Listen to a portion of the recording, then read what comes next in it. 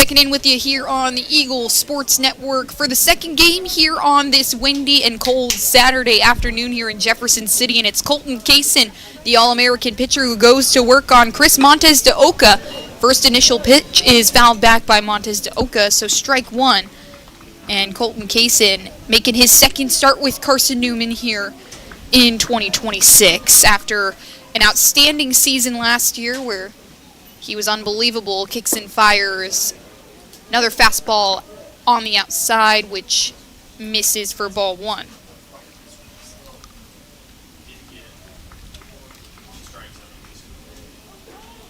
Was 13-1 in his starts last year. Two-seam fastball misses wide again.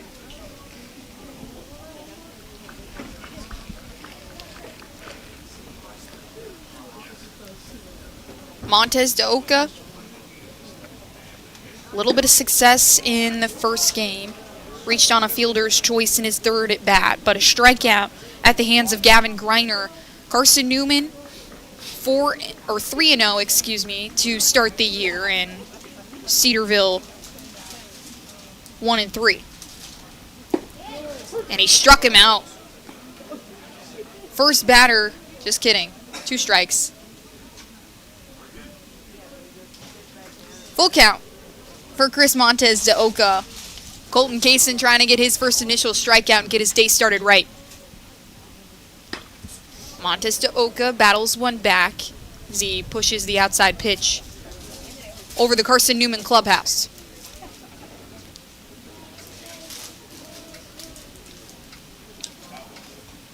Carson-Newman 4-0 now. They just won the last game 4-3 as Montes de Oca hits a soft grounder to Cole Nathan. He makes the routine throw to first base where Logan Floyd is waiting for it. That'll be out number 1 for Colton Kaysen.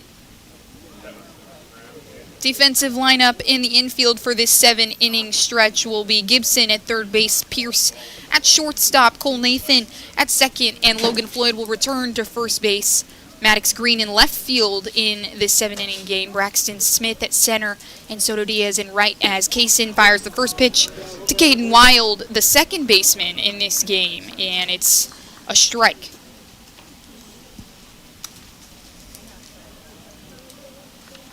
Kaysen threw 4 innings against Charleston in the second game last weekend.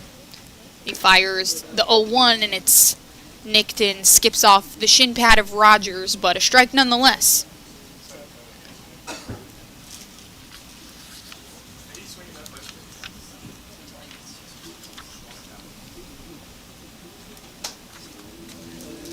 Rogers goes and meets Kaysen at the mound, gives him the ball back.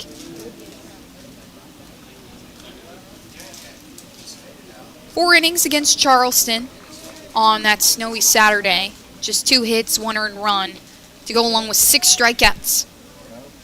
Was a preseason D2 baseball All-American. Fires the fastball high for the first ball on Caden Wild, so 1-2 count.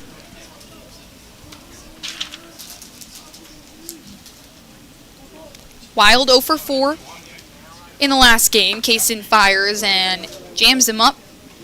It's on a line back behind the stands here at the Silver Diamond Baseball Complex.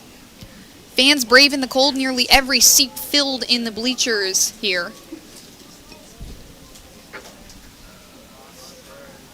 Three arms through in that last game for Carson-Newman. As Kaysen fires again, off-speed pitch, gets him way early, 77 miles an hour, fools him. Strikeout number 1 for Colton Kaysen here on this chilly February afternoon. Way early on that breaking ball. And Kaysen works quick. Eli Henderson next up to the plate. The shortstop has started every game there, and the first pitch misses inside for ball 1.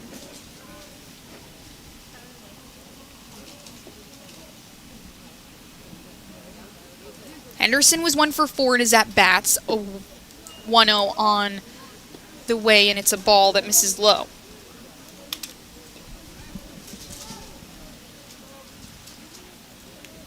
Kaysen, a D2 baseball preseason All-American as well, was last year's SAC Pitcher of the Year.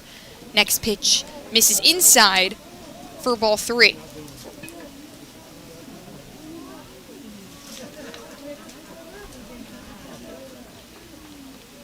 Henderson, the junior, one of the more experienced bats in this Cedarville lineup. Next pitch hits the mark on the outside upper half of the zone, so a 3-1 count.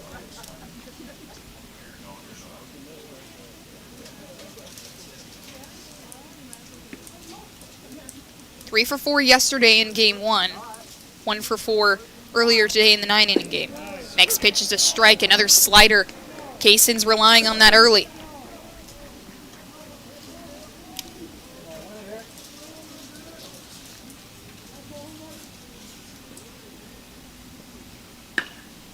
Line drive out to Cole Nathan. He digs it out on the one hop over to Logan Floyd. 1, 2, 3 for Colton Kaysen, and the Carson-Newman bats will go to work. It's Maddox Green. Braxton Smith re-enters the lineup after a 2-game rest, and Logan Floyd will be hitting third when we come back here on the Eagles Sports Network.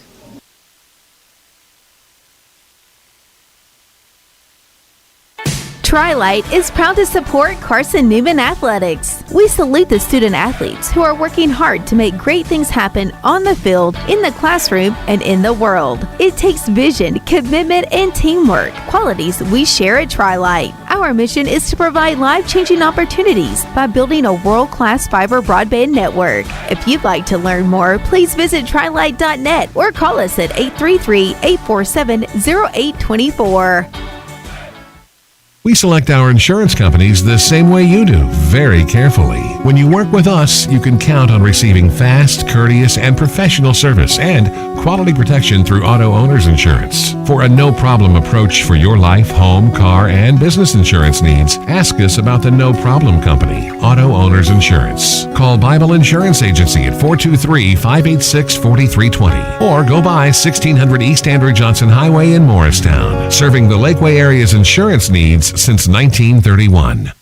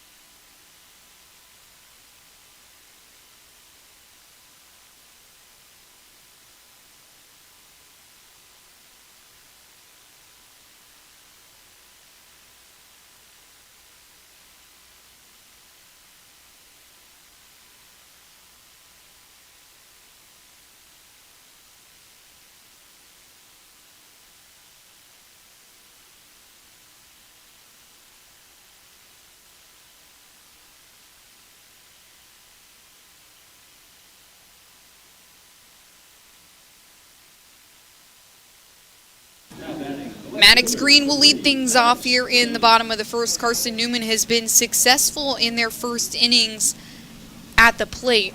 Scored in that first inning against Cedarville as Maddox Green watches the first pitch from Blake Wary, the starter for the Cedarville Yellow Jackets, and it's a strike down the middle.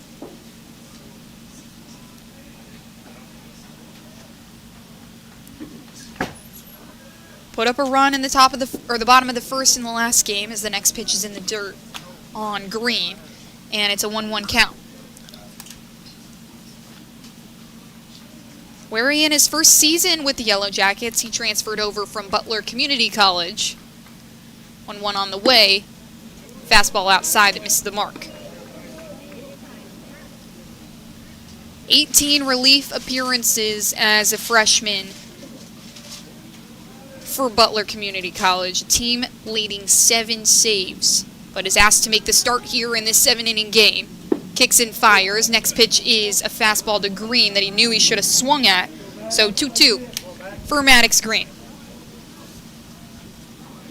Green was 0 for 2, but reached a couple of times on a walk and 2 hit by pitches. He's been very selective, and the off-speed pitch doesn't land, so full count for Maddox Green.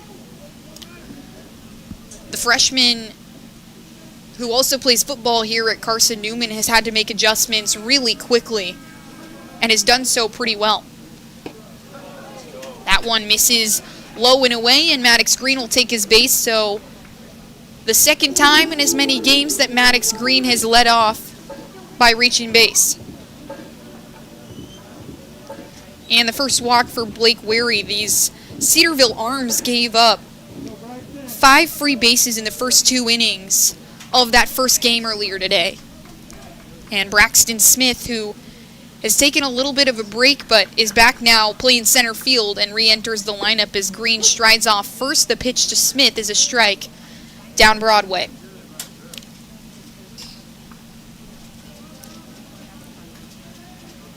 Smith is 2 for 6 so far this season. 2 hits to go along with 4 runs. Gets around. Green takes off. He's charging towards second. He's there well in time. The throw from DeMoss behind the plate doesn't get there in time, and Smith correctly watches the pitch from Wary go by. So a 1-1 count for the sophomore center fielder. Great jump from Maddox Green. Blake Wary not concerned about him. And he takes advantage, gets a stolen base. Next pitch from Wary is outside. 2-1.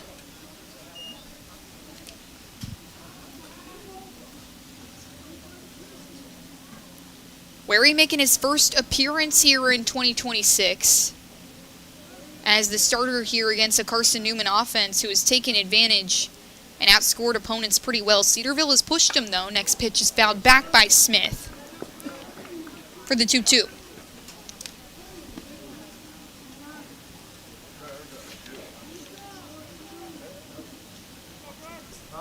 Smith, the sophomore, started both games of that Charleston series, but didn't start on Friday and didn't start earlier today. He was batting 8th in the lineup in that game 1 and then got slotted up to the 1 hitter as he watches the next pitch go by correctly. An off-speed pitch that is inside and low on Smith for ball number 3. So full count, Maddox Green on second after he stole. And Braxton Smith a chance to drive in a runner early for Carson-Newman. This is a line drive that might get down. Montez de Oca slows down. It hits the ground, and Maddox Green will be in. Standing up to third base, Braxton Smith held up at first. And so runners on the corner now for Logan Floyd, the first baseman.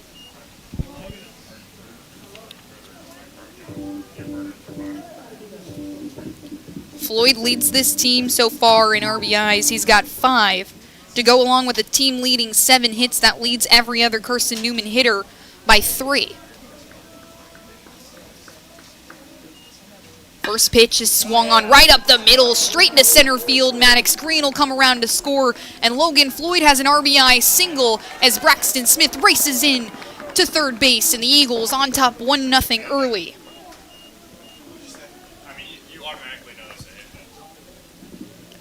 First pitch from Blake Wary, and Logan Floyd cranks it into center. Hard hit ground ball that allows Maddox Green to score. And that brings up Cole Nathan. Braxton Smith using his speed to get around to third. Logan Floyd's at first. He's a couple strides off first, and the first pitch to Nathan misses high at the letters for ball 1.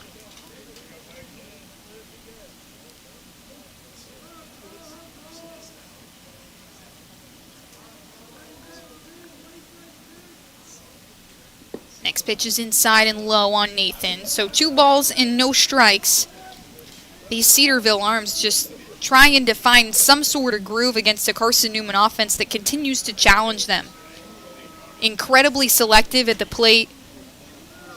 Don't strike out a whole lot. Take free bases when they can get them. Next pitch is inside. It hits the inner half of the plate on an 87-mile-an-hour fastball to Cole Nathan. So 2-1. With runners on the corners for the second baseman. Was second on this team in RBIs last year. And this season with runners on base is hitting above 300. He's hit by a pitch after Wary lets that one slip. So bases loaded with nobody out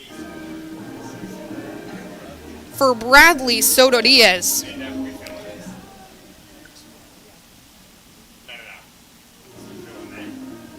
Logan Floyd will move over to second. Braxton Smith is still held at third base, and Matt Richter will come out and have a conversation with Wary. If they do make a pitching change here, this would be the second time in as many games that Cedarville has had to change arms in the middle of the first inning, which obviously, as a young team, you're still trying to find those arms that you can rely on early in games and go for a couple innings extended. Cedarville yet to find anybody to do that aside from Cohen Ball, who went a couple innings in the middle of game one here today.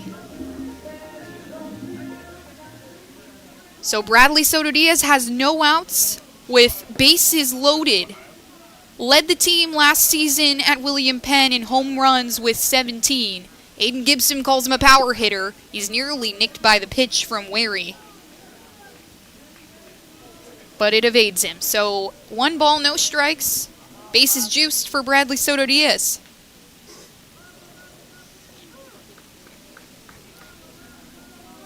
Braxton Smith was super confident in his bat as well. Next pitch misses the mark. It gets past the catcher DeMoss. Smith is in standing up to score. Floyd over to third and Cole Nathan on second. The wild pitch from Blake Wary allows Carson-Newman their second run already, and they're up here in the bottom of the first 2-0 on the Cedarville Yellow Jackets.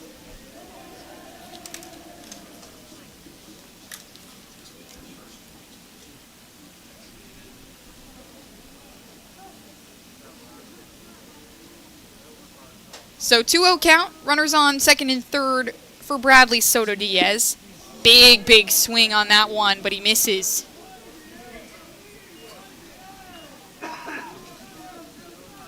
Two and one upcoming.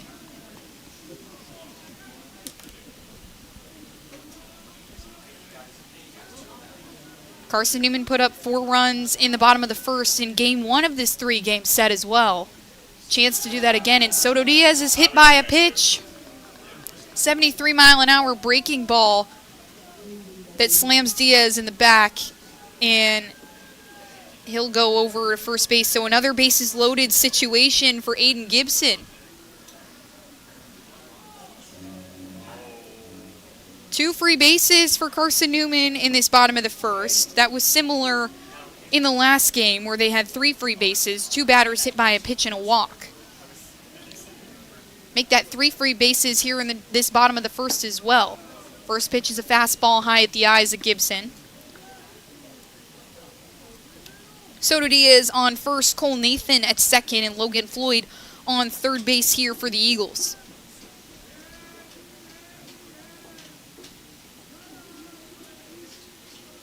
One 0 on the way. Breaking ball misses inside.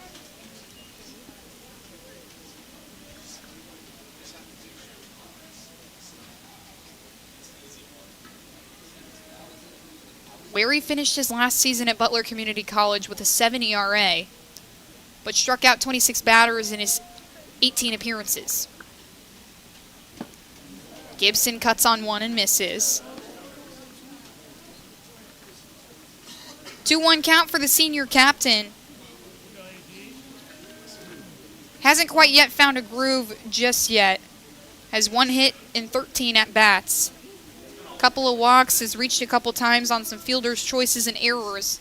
Here comes the 1-2, and it's lined out to shallow right field, but Depker is underneath it. Logan Floyd races into home, and Cole Nathan is nearly tagged out at third base by Ebling. Instead, he dives in head first and is safe. So an RBI sac fly for Aiden Gibson. His second RBI of the season, and that brings up Ian Hubbard, who makes his first appearance here in 2026 as the DH. 1 out on the board now, and it's runners on the corners for Ian Hubbard.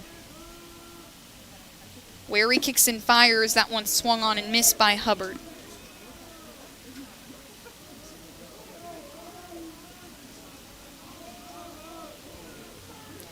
Eagles up 3-0.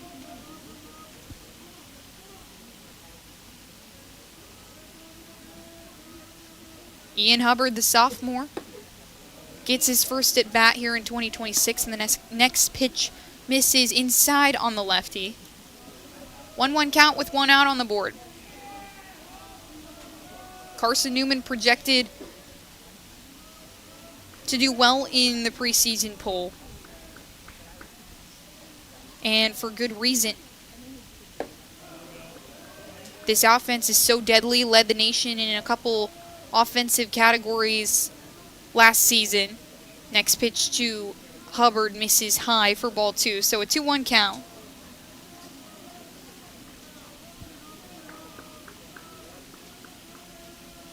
Where he comes together, next pitch is a ball on the outside.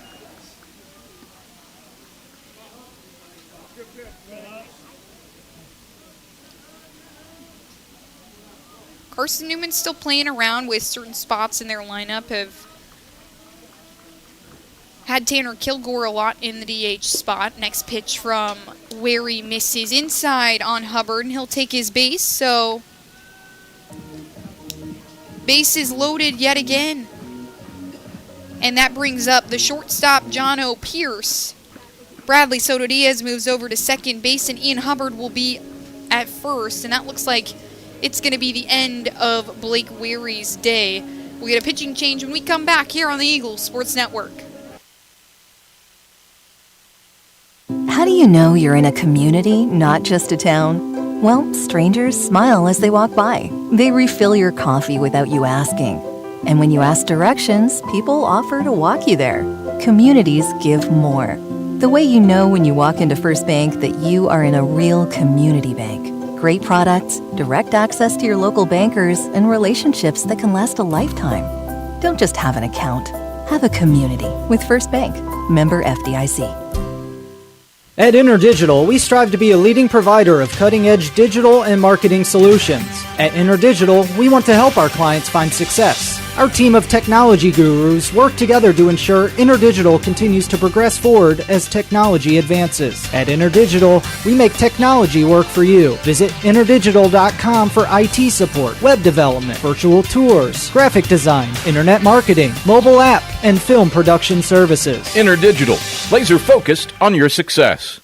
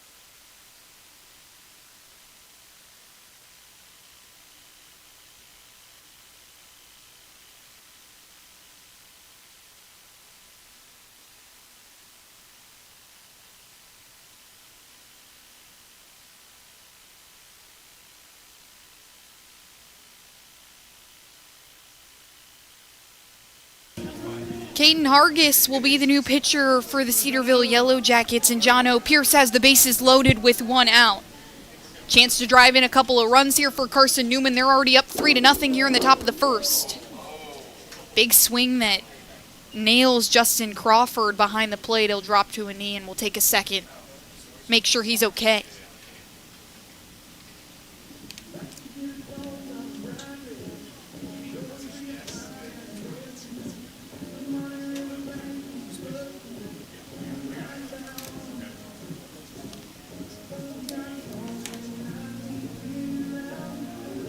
Lots of free bases for the Eagles that have put them in situations to score early and often. Maddox Green, an early walk. 2 line drives back-to-back from Braxton Smith and Logan Floyd to put them on base. And then Cole Nathan hit by a pitch. Bradley Soto Diaz hit by a pitch. Ian Hubbard walked. And this has been a trend that the Eagles have taken advantage of so far this season in general.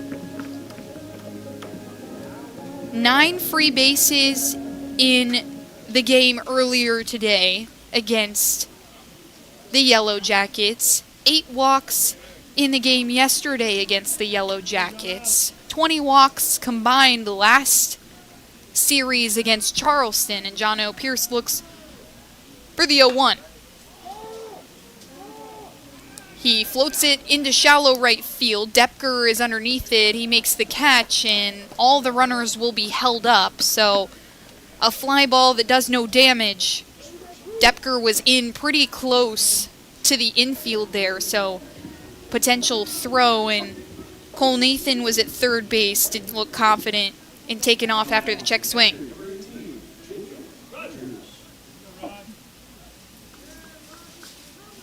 That brings up the catcher, Jacob Rogers.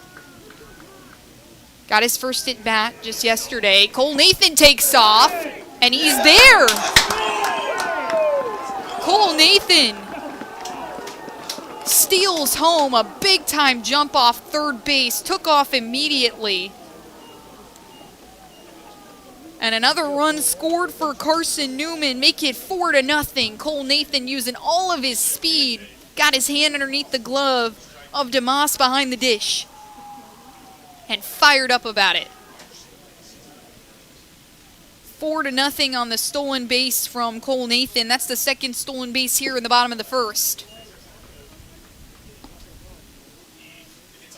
Next pitch to Rogers misses, so 1-1 count for Jacob Rogers with runners at second and third. It's Soto Diaz at third and Ian Hubbard on second. He's got a big lead off second. Soto Diaz is about 2 steps off third. Next pitch to Rogers is a strike that's about at his knees.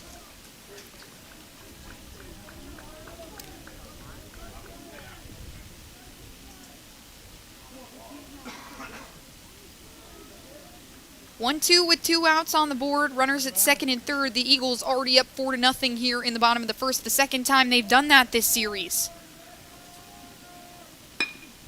Hard ground ball through the 5-6 gap. It gets under the glove of Henderson. And both runners are going to come in to score. Soto Diaz and Ian Hubbard make it around.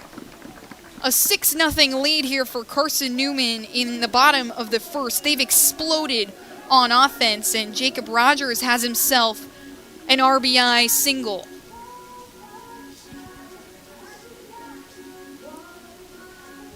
So the top of the order, Maddox Green will come up.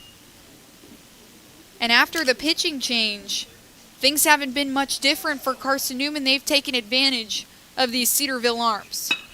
Green hits another one at the shortstop in Henderson. He gets to an E, over to second, stretch from Caden Wild over there on the bag is good. That'll be the inning. 6 runs in the bottom of the first for Carson-Newman. 2 line drives from Braxton Smith and Logan Floyd. 4 free bases.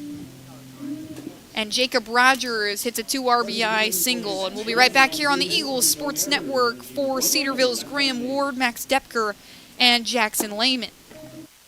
Sure, we've been around a while, 171 years to be exact. We know the power of a liberal arts-based Christian education and the tremendous potential of what can be found on this campus, within this community. We are adventurers, dreamers, believers, passionate and compassionate, curious and clever, driven by a common purpose towards a common goal. I found my passion. I found purpose. We are Carson-Newman. What will you find? Domino's Pizza in Jefferson City and Morristown wants to help feed your business. When you're hungry at lunch, show your business card at Domino's in Jefferson City and Morristown when you make your purchase for pickup or delivery to get 25% off the entire order. That's 25% off your order at Domino's in Jeff City and Morristown when you show your business card. Call 865-471-6700 to get a pizza. Domino's, the official pizza of the Carson-Newman Eagles.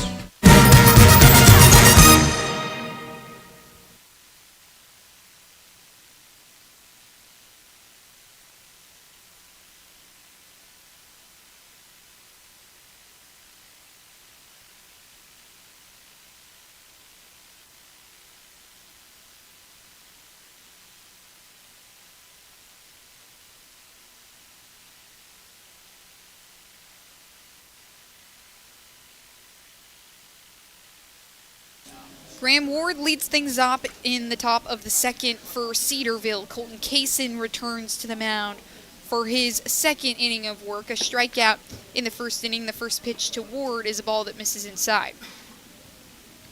Carson-Newman leads by a score of 6-0. They take an early lead. This is the second time that they've scored multiple runs in the first inning. Second pitch to Ward is a strike, a breaking ball that hits on the inside.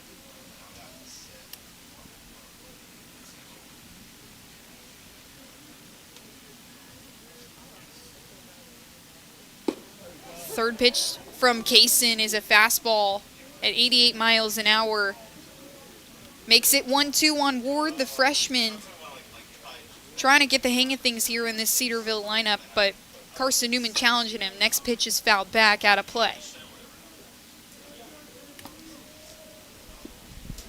This is going to be a dangerous Carson-Newman team this year, especially with the strong starting pitching. You saw Christian Henderson in the first game earlier today went for 6 innings, a couple of really good strikeouts and 1-run ball. As Ward skies one out to center field. This is going back, but Smith is underneath it. He makes the catch. Out of the air. Clutches it down, and that almost was going all the way out to the wall. But Braxton Smith getting back there, using all his speed over his right shoulder. Gives the wall a little love tap. This Carson-Newman defense so good as well, just makes pitchers confident on the mound. Kaysen fires at Depker, the first pitch. A low one that gets him swinging.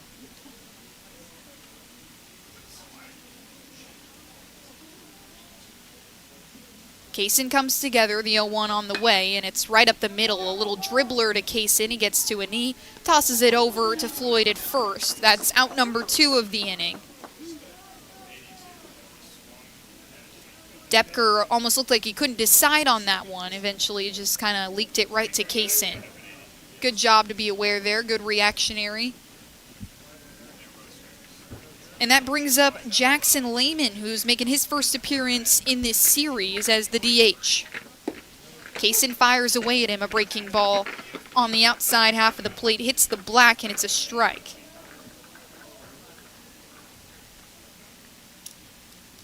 Kaysen fires again.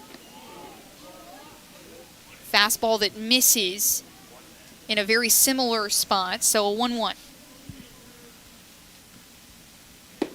Next pitch is another fastball on the same spot that hits. 1-2 count on Jackson Lehman. Kaysen painting the corners right now.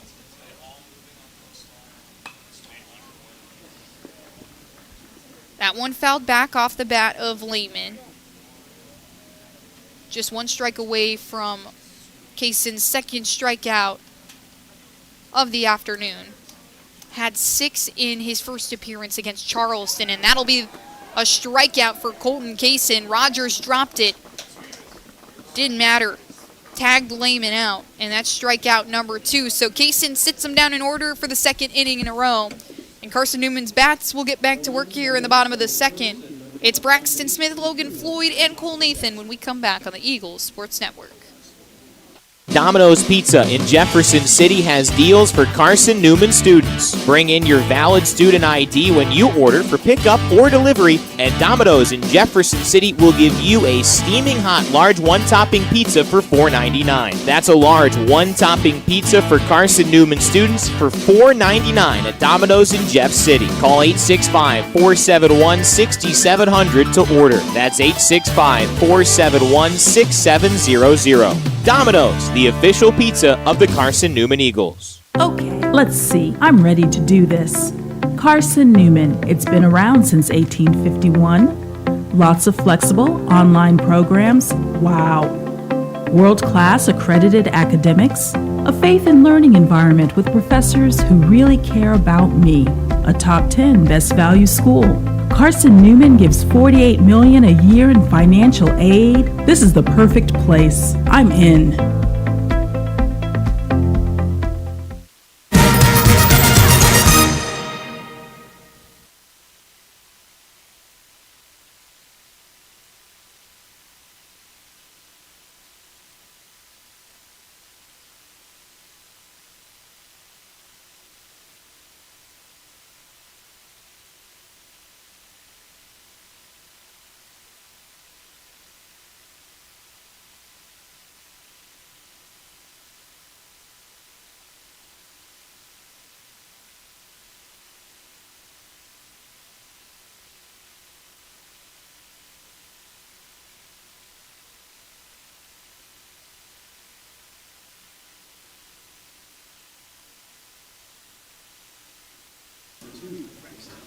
It's Braxton Smith to get things going here in the bottom of the second. Eagles up 6-0 after their explosion in the bottom of the first, and Hargis fires at Smith. He lays the bunt down, and it might look like he might get there in time. He does.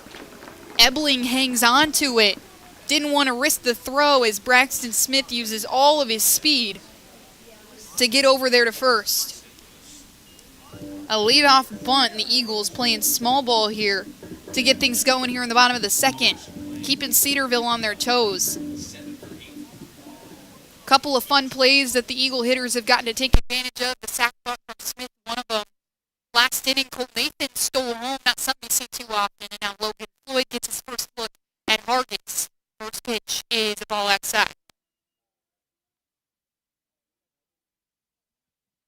Logan Floyd has now reached base in 39 consecutive games for the Eagles after his line drive to center field and his first at bat that knocked in Maddox Green. He hits another one deep out to left center field. It hits the top of the wall. Oh my goodness, if that was to right field, that would have been over. Braxton Smith jogs into home plate. Logan Floyd is standing up to second. Golf swings away.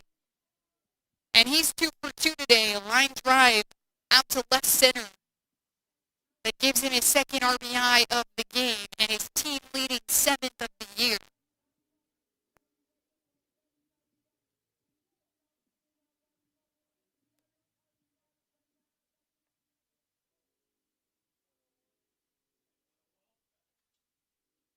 .101 off the bat from Logan Floyd.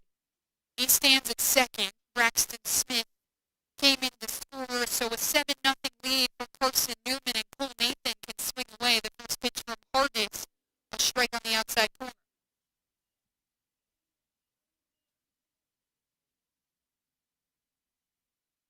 Eagles exploding on offense.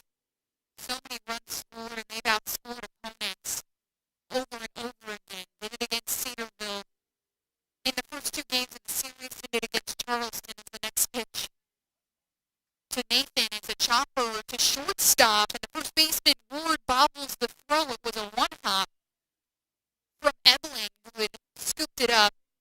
Logan Floyd is still on second base, but Cole Nathan at first after the error on the pick from Graham Ward, the first baseman.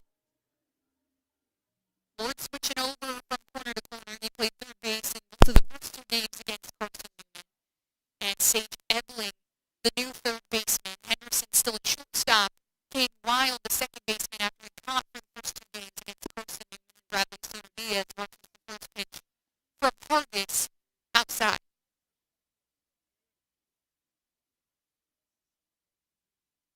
In the outfield, it's Devon Stevens in left, Chris Montes de Boca in center field, Max Decker, the right fielder, and he's been playing first base for the Yellow Jackets in this series.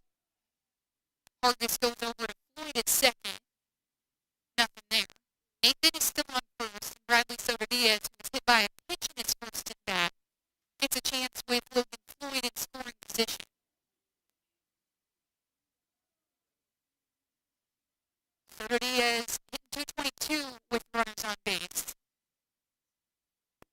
ball to Soto Diaz, hits on the inside. 1-1 count, not one you want to swing at early in the count. And the right fielder steps back up. Had a bases loaded situation in his first at bat. Always on Grand Slam watch there with Soto Diaz. 17 home runs in his last season with William Penn as Logan Floyd takes off, and he's more than safe. DeMoss doesn't even try for him. And Carson-Newman aggressive on the bases.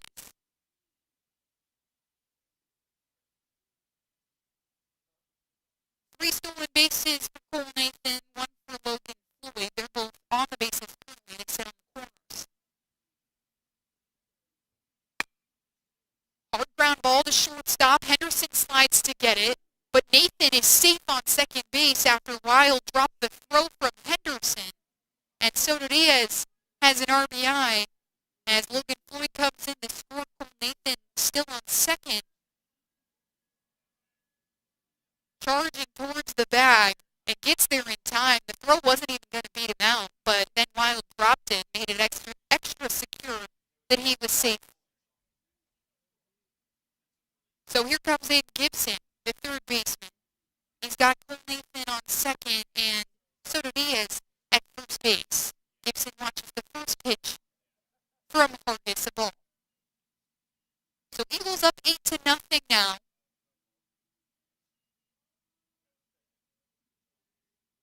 Hargis comes together and Gibson looking maybe for his second RBI of the day, hit a sac fly in his first at bat that drove in one of the Eagles' runners. First 5 batters for Carson-Newman in the game scored. Second pitch from Hargis misses in the turf. So 2-0. Hargis takes a look at Nathan on second, and Gibson holds off of one that just nicks the outside corner for strike 1.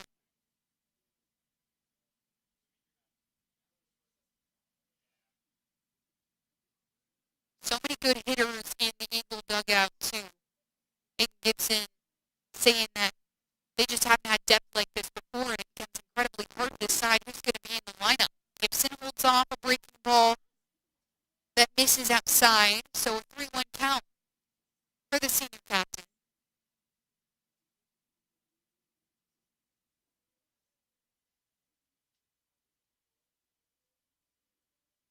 Gonna rule Bradley Soto Diaz's hit as a single. And Aiden Gibson will take his base after he watches a breaking ball and misses outside yet again.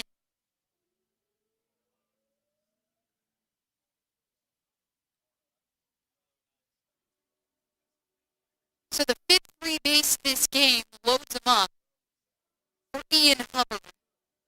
Second time he's been in this situation before. After Logan Floyd would score, Cole Nathan would come in after he stole home and get a pitching change here. Take a quick break here on the Eagles Sports Network.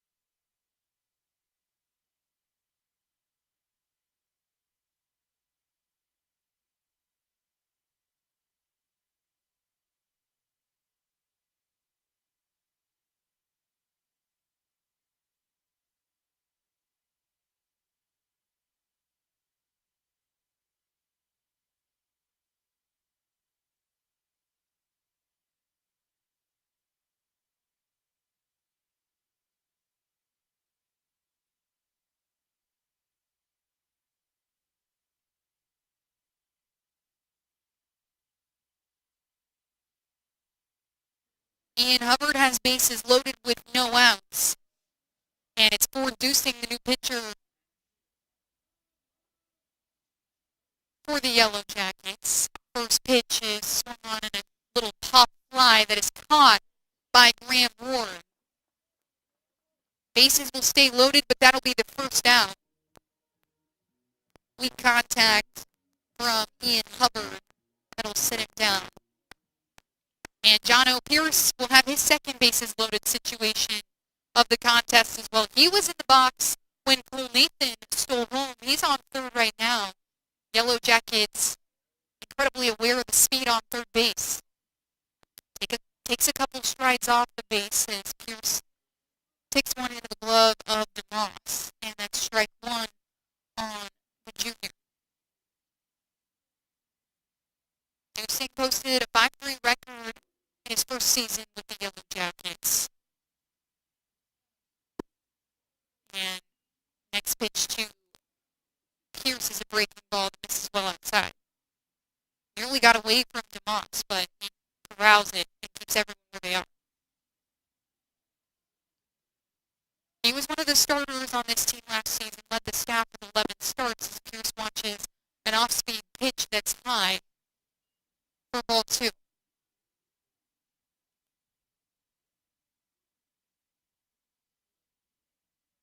Pierce flew out to right field in his first at bat. He had bases loaded, then Jacob Rogers would come up and score the 2 runners that were still on the bases. Next pitch misses low from Dusing, and it's a 3-1 count on Pierce. He can pick his pitch.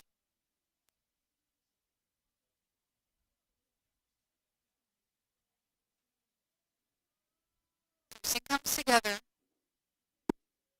Finally hits outside corner. So a full count for John O'Pierce. Bases loaded, you got Cole Nathan on third, Bradley Soto Diaz on second, and Aiden Gibson at first. 5 free bases for the Carson-Newman lineup in this game already. They're up 8-0 on the Cedarville Yellow Jackets. Next pitch, a breaking ball that misses on the inside corner. So an RBI walk for John O'Pierce. Cole Nathan jogs on home. Soto Diaz to third, Aiden Gibson to second. And make that 6 free bases for Carson-Newman.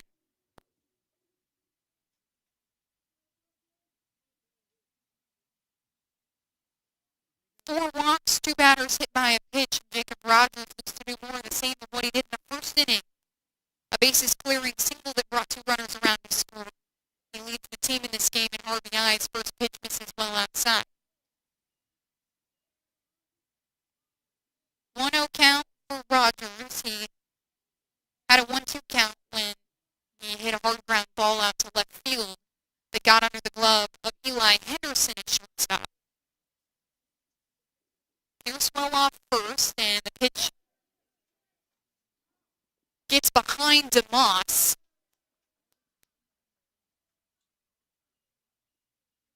Kylan Hornbuckle had come in to pitch run for Bradley Soto Diaz.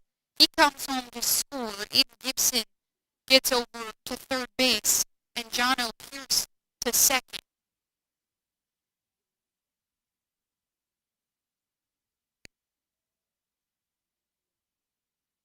2-0 count for Jacob Rogers with runners on second and third. Eagles up 10-0 now. Breaking ball hits Rogers in the elbow. He'll take his base. Just 1 out on the board, and now the top of the order. And Maddox Reed will come up. Try and see if he can clean things up and get some runners off the bases.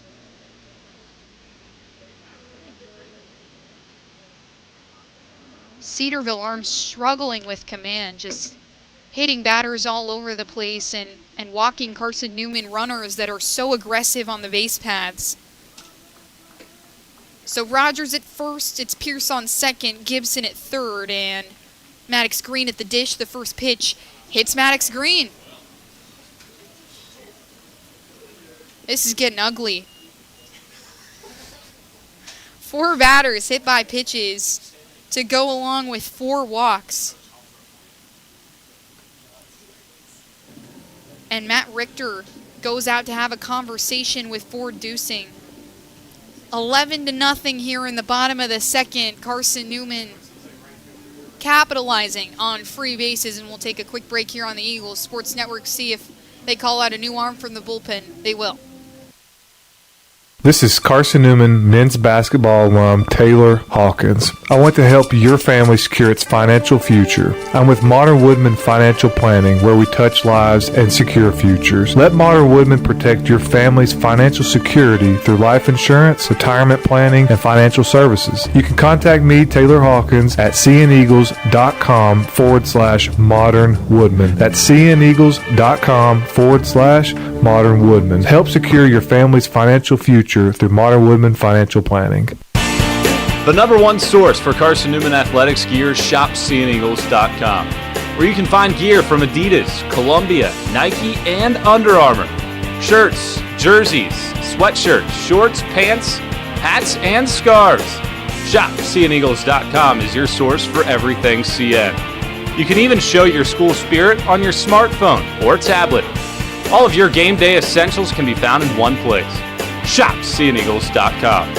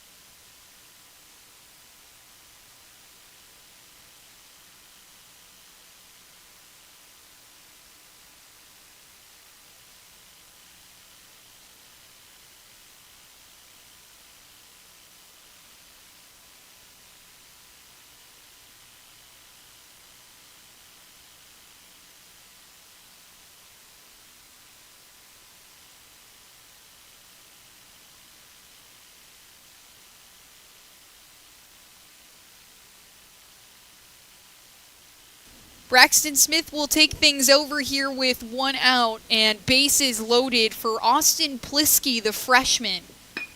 Braxton Smith ropes one up the third baseline, and Jono Pierce falls to the deck to avoid being drilled. It gets foul as Smith was well early on that pitch. Good job, Jono. Dodges out of the way of that one, and Braxton Smith will line up again. This one well outside, and it misses for ball one.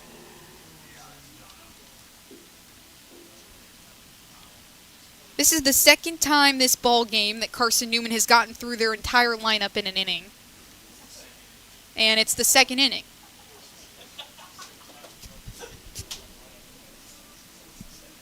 "15 different arms for Cedarville have thrown in this series. 9 different arms here today. 5 in the first game, now 4 here in the second game. Next pitch misses low in the turf. So 2-1 count on Braxton Smith. Bases loaded. It's Maddox Green at first, Pierce at second, and Smith hits a hard one over the glove of Eli Henderson. Jono Pierce will come in to score. Maddox Green will hold up after he overruns second. And now everyone's going to have to be in a rundown. Nope, they're just going to let Braxton Smith get tagged out between first and second. Maddox Green was held up by Tom Griffin at second base. Jacob Rogers was held up at third by Tom Griffin, and then Braxton Smith, who was looking for extra bases, is tagged out in between second and first. So that brings up Trace Alexander, the pinch hitter, to hit. Pilski fires, and it's high at the eyes of Alexander. He comes in to pinch hit for Logan Floyd. Floyd already with 2 RBIs in this game. He's 1 for 1, or 2 for 2 make that. Now Alexander will get a chance in his first at bat here in 2026, and he's nearly hit. It goes over his shoulders and misses him completely.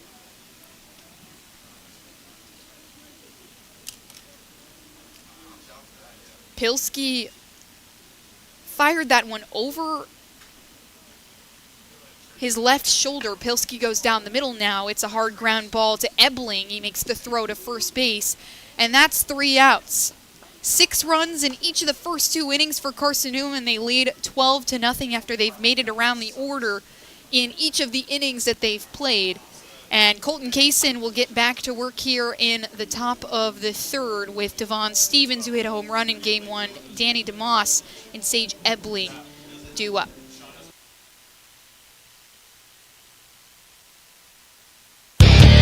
When you're sick and tired of fast food and need a fresh home-cooked meal, turn to Lisa's Country Kitchen. Lisa's been cooking up her fresh, never-frozen food for the Lakeway area for more than 15 years. Lisa's cares about her customers. You may enter a stranger, but you'll leave a friend. From foot-long hot dogs to juicy steaks, Lisa's has the best food for the best prices. Lisa's Country Kitchen on Route 92 off Old Andrew Johnson Highway. The best food for the best prices. Serving East Tennessee for 40 years, Magaha Electric is the perfect choice for all your electrical projects. Magaha Electric specializes in commercial, retail, manufacturing, residential, and industrial contracting needs. Magaha Electric can provide superior service, technical know-how, and realistic budgeting for any size project in a timely, cost-effective manner. Visit MagahaElectric.com for all your electrical contracting needs. Magaha Electric, your East Tennessee electrical contracting source.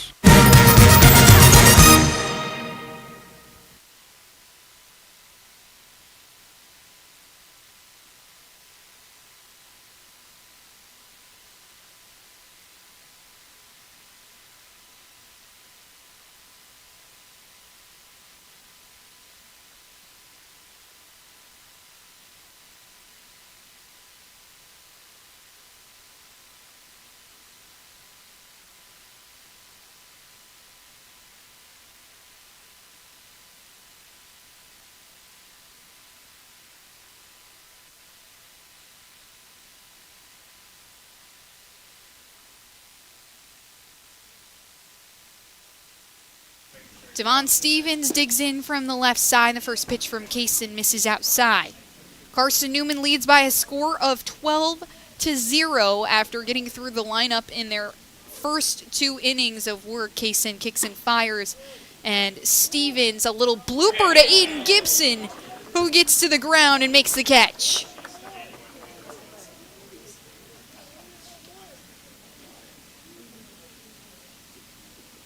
Smooth over there by the senior captain as he slides and makes a great grab to help his pitcher out early in the top of the 3rd.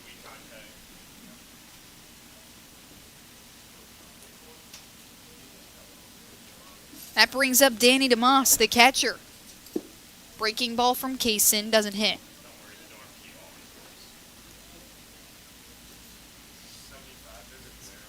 Eagles working these Yellow Jacket arms really well as Kaysen fires away at DeMoss again, misses outside. Some room for Kaysen to gain some confidence too with maybe some other pitches he's not as confident with, although the D2 Baseball preseason All-American pretty confident in what stuff he has. Fires away again the breaking ball that hits this time 76 miles an hour. 20 inches of horizontal movement. For a 2-1 count on DeMoss. Next pitch is cut on and missed. Make it 2-2 for DeMoss.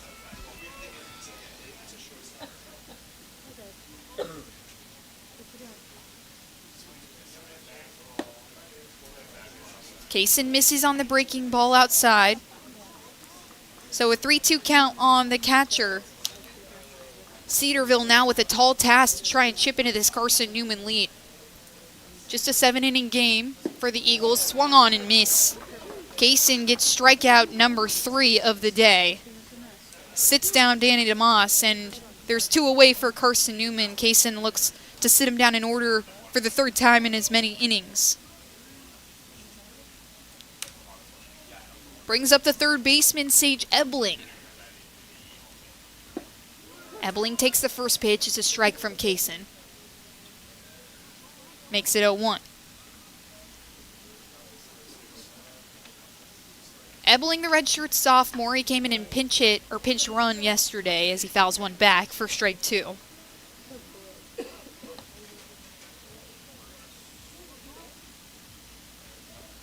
And he steps back in from the left side. Lots of young guns in this Cedarville lineup. Super young team, lots of sophomores. Kaysen fires, misses outside.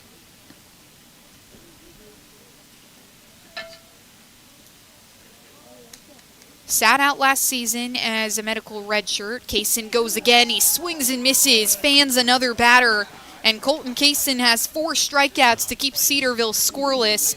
This Carson-Newman lineup leads 12-0 as we move into the bottom of the 3rd here on the Eagles Sports Network.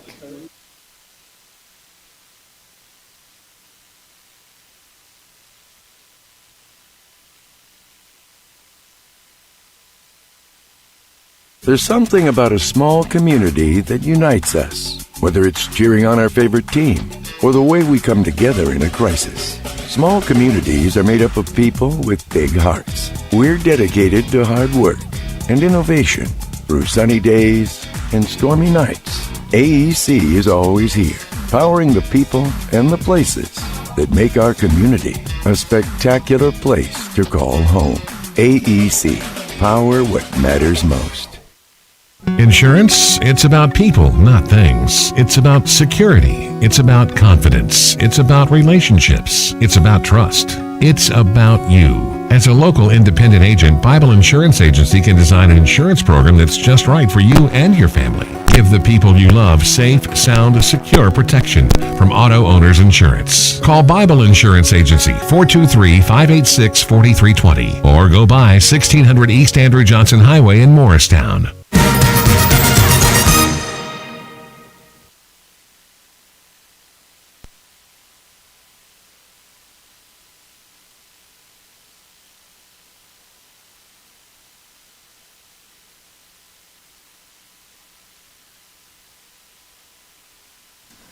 Austin Pilsky back to work on the mound for the Yellow Jackets, and it's Sean Stripmatter to dig in from the right side. Junior watches the first 2 pitches go by, both balls. So a 2-2 count. He's batting for Cole Nathan. Eagles are up 12-0 here in the bottom of the 3rd as he fouls one back for the first strike.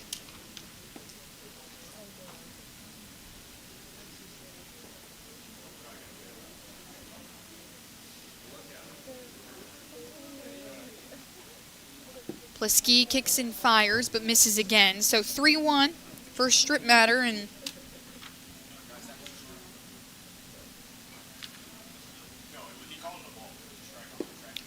another off speed that misses, so Stripmatter will take his base. Another free base for Carson-Newman to take advantage of.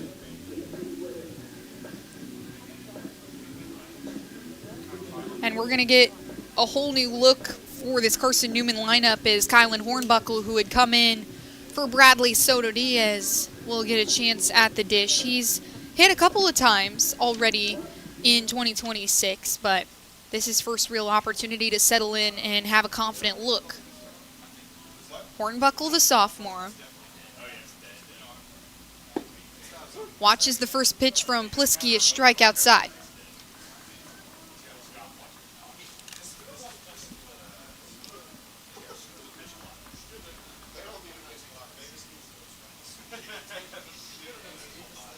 Plisky goes outside again. It's too far off the mark. So 1 ball, 1 strike on Kylan Hornbuckle. Stripmatter is at first, excuse me. 1-1 on the way for Hornbuckle. Cuts and misses, but it's battled back. Makes it 1-2 for Hornbuckle. He came in the bottom of the sixth for the Eagles in the last game, ended up striking out. Chance for him to get his first hit here in 2026. Fouls another one back into the netting.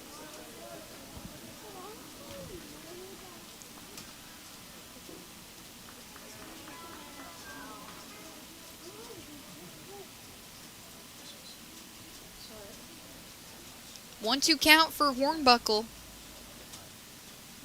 11 games last season for the sophomore, and he lofts one way back. It's up the third baseline. Looks like it might hit off the Eagles clubhouse. It does. Skips off the roof. Everyone was watching it.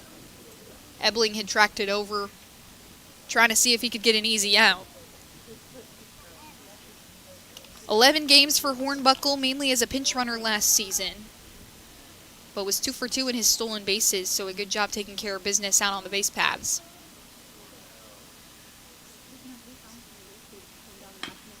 Plisky gives him one right down the middle, a little high. It comes off the bottom half of his bat. Still 1-2 for Hornbuckle, staying in this one.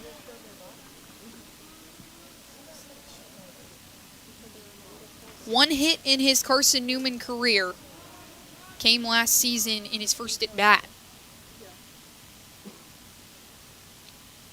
Hornbuckle watches an off-speed outside. Good take from the sophomore. So make it 2-2. Strip Matter is at first, and Hornbuckle waves through one. Strikeout for Austin Plisky. Just the first for the Carson-Newman lineup in this game. And the second strikeout of the year for Kylan Hornbuckle. Brings up Aiden Gibson. Third baseman has struggled a little bit early on in this season, but was so good last year. A mainstay in this Carson-Newman lineup for his strong defense. The first pitch is a strike down the middle to Gibson. 13-1 before this game. Walked and hit a sac fly in his earlier at-bats in this outing. He cuts through one, tries to pull back, but is unsuccessful. So no balls and 2 strikes on the senior Gibson. Does a lot of things right out there. Has a really good head on his shoulders. And that's why Coach Griffin selects him as a captain this season. Soft little ground ball that gets through the 5-6 gap. It evades Henderson. Strip Matters at second, and Gibson has his first hit of the day. Ground ball that perfectly picks in the gap. And Ian Hubbard, the DH, with a chance with Strip Matter in scoring position. One out on the board.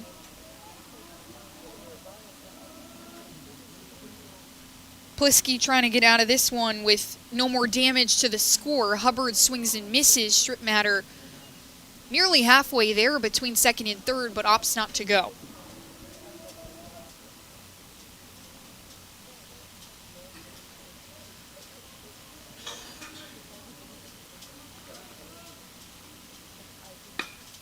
Plisky delivers, and it's lofted out to left field. Stevens trying to read it. Had to take a couple last-minute shuffles to the left side, but makes the catch. 2 away for Austin Plisky, and Strip Matter still at second. Gibson is on first. Ian Hubbard is 0 for 2 with the walk, and now Jono Pierce can step in and go to work.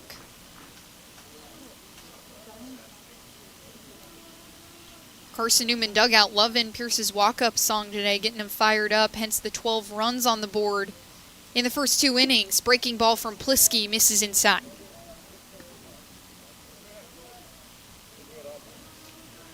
Pierce flew out to right field in his first at-bat and then walked in his second at-bat. He would eventually come around to score.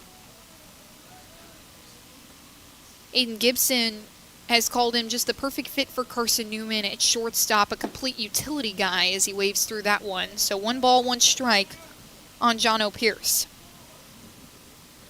Says he can do it all, though, whether it's hitting, laying a bunt down, or making a diving play. Super fast around the base paths, too, and was a preseason player to watch for good reason. Next pitch to Pierce, misses low and away. 2 balls, 1 strike on the shortstop. Was 2 for 6 in his first 2 games. Since then, is 3 for 12. And make that 3 for 13 with the fly out in the first inning. He cuts on 1, and it chops back towards the Carson-Newman dugout. 2 balls, 2 strikes on Jono Pierce with runners on first and second. It's Gibson at first. Strip Matter at second.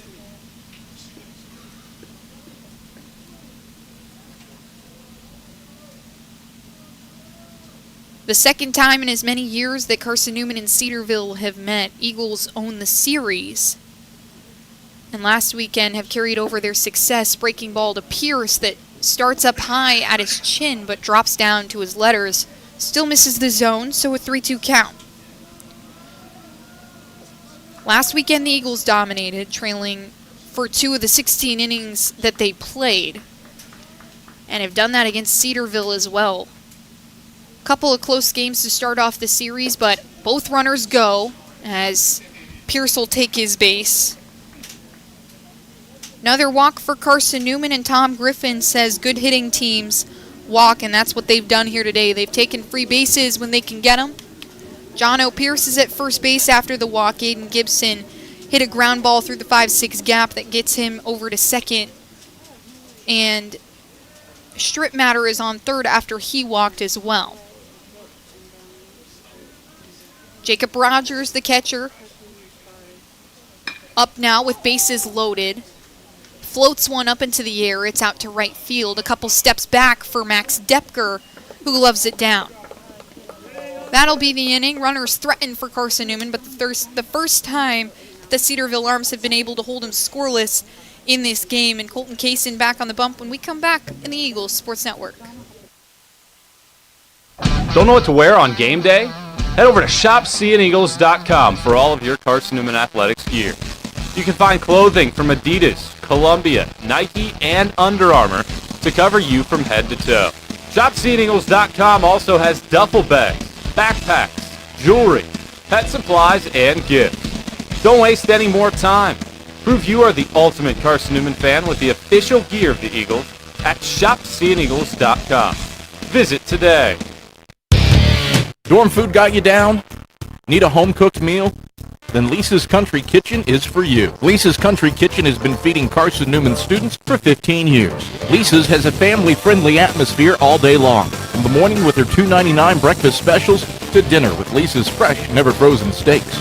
Carson-Newman students get a 10% discount with their student ID. Lisa's Country Kitchen on Route 92 off Old Andrew Johnson Highway. The best food for the best prices.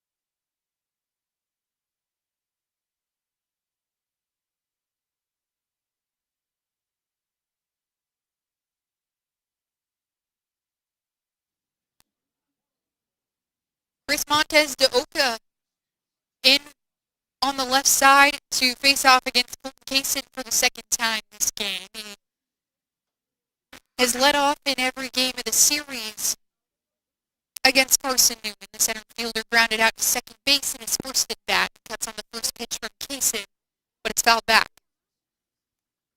Kaysen with 4 strikeouts through 3 innings. He's been incredibly clean this season in general. Just 1 start, went 4 innings against Charleston. He let up 2 hits and an earned run. 6 strikeouts in that game as well. Next pitch misses outside on the lefty. 1-1 count for Chris Montez de Oca.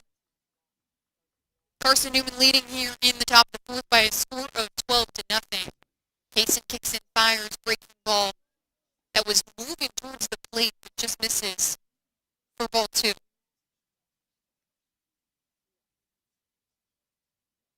After that first game was sitting below a 1 whip as Montez de Oca hits one right up the line, a ground ball that gets past Colton Evans at first base. It's going to roll all the way out to right field where Kylan Hornbuckle scoops it up, and Montez de Oca, with his second double of the series, he leads the team in that category. He has 3 already this season.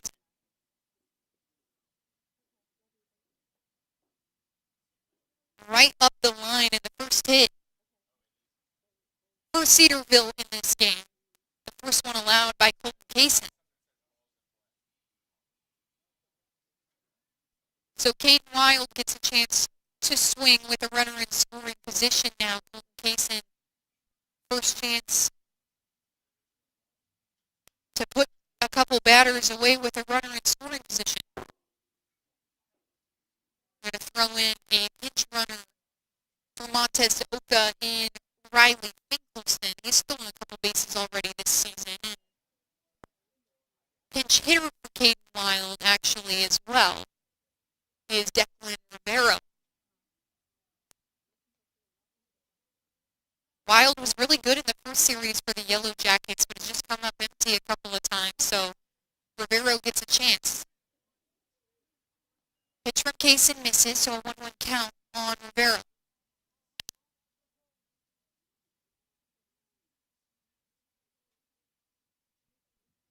Finkelstein is at second. Kaysen gives him a look. He's well off the bag, and Rivera fans through one. Strike 2.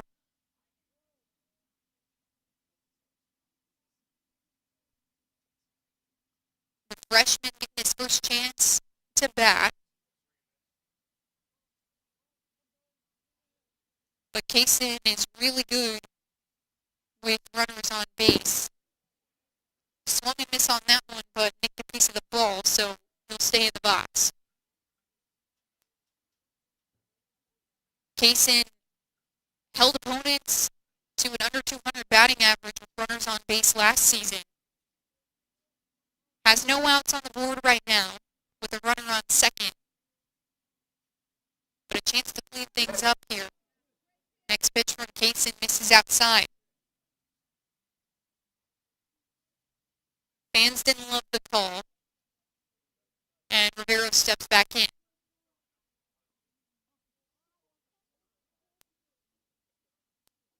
2-2 on the way.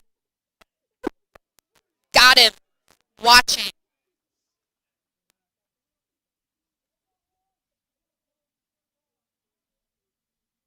Burned him on the fastball, 88 miles an hour, and Colton Kaysen has his 5th strikeout of the day. His first strikeout looking has gotten everyone else swinging. Kaysen watching Finkelstein. He goes to the batter now. Another pinch hitter for the Yellow Jackets in Simon Grandmason. Grandmason, the freshman, he comes from New Hampshire, so making the long journey down to Ohio to play for Cedarville. Kaysen fires the 0-1, and it's another ball.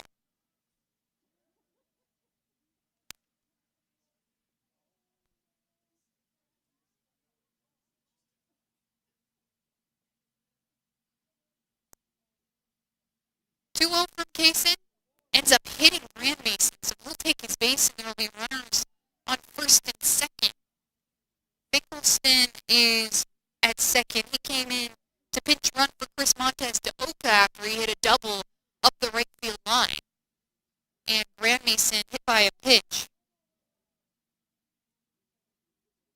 It's the second time that Kaysen has done that this season.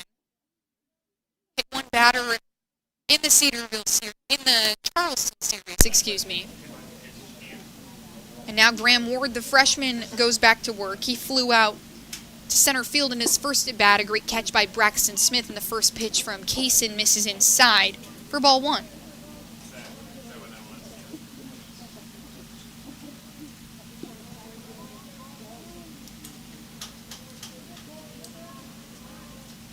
Kaysen not concerned with Finkelstein anymore, and he fires to the outside corner, but misses again. Just narrowly that time on Ward. 2-0 count with runners at first and second. Kaysen has thrown 3 solid innings. Just 1 hit allowed. Next pitch hits. Fastball to the outside corner that Rogers does a good job framing for the first strike.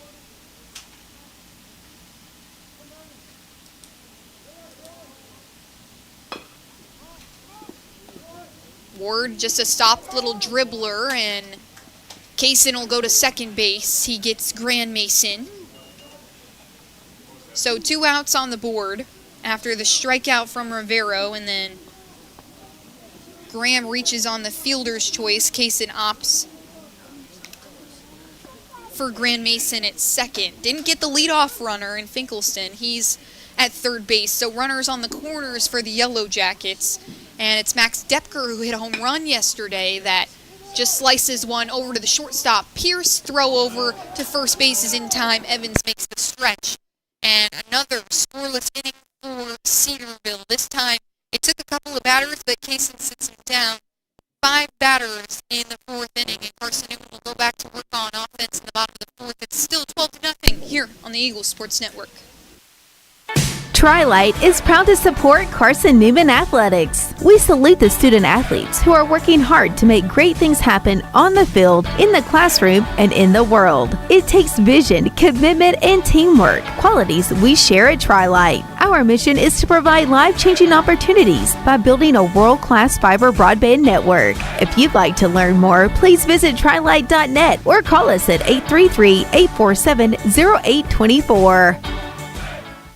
We select our insurance companies the same way you do, very carefully. When you work with us, you can count on receiving fast, courteous, and professional service and quality protection through Auto Owners Insurance. For a no-problem approach for your life, home, car, and business insurance needs, ask us about the No Problem Company, Auto Owners Insurance. Call Bible Insurance Agency at 423-586-4320 or go by 1600 East Andrew Johnson Highway in Morristown, serving the Lakeway area's insurance needs since 1931.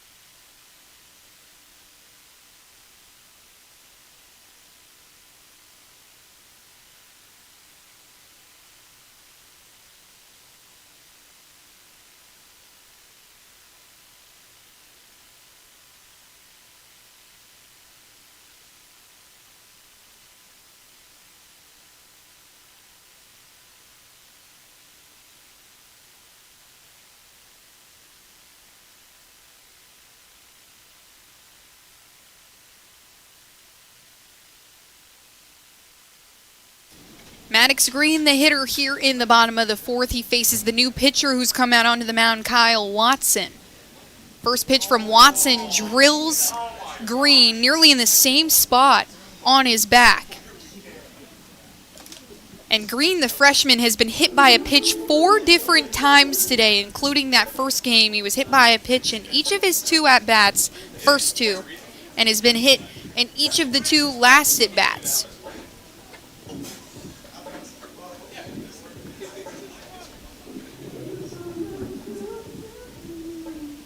So many free bases for Carson-Newman. And it's Braxton Smith back in the box in his last at-bat had a good hit. First pitch from Watson is a strike outside. Hit a good ground ball into left field. Miscommunication from the coaches and Tom Griffin as he overruns first looking for extra bases and then was tagged out as Tom Griffin holds up all the runners in the bottom of the third. Or excuse me, bottom of the second. And Smith turns on the inside fastball for a 1-1 count. Smith is 3 for 3 in this game. Hit a line drive to center field in his first at bat. Reached on a bunt in his second at bat. And then that ground ball to left field in his third at bat. But he's just hit by a pitch there. Second one of the inning already.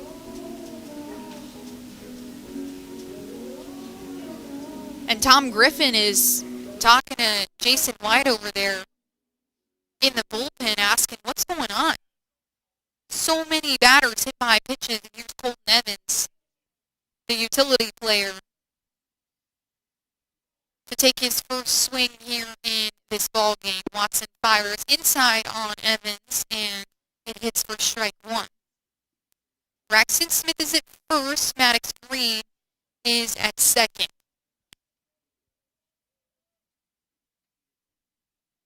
Tom Griffin hollering stuff at Maddox Green on second base. He takes a couple jumps off, and Evans watches the breaking ball from Watson that nearly gets away from DeMoss behind the dish.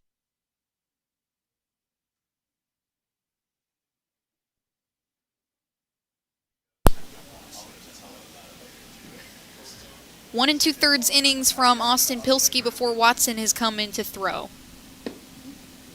Not too bad from Pilski. 2 hits, but 2 walks. Next pitch misses Evans, so a 1-1 count, or 2-1 count rather.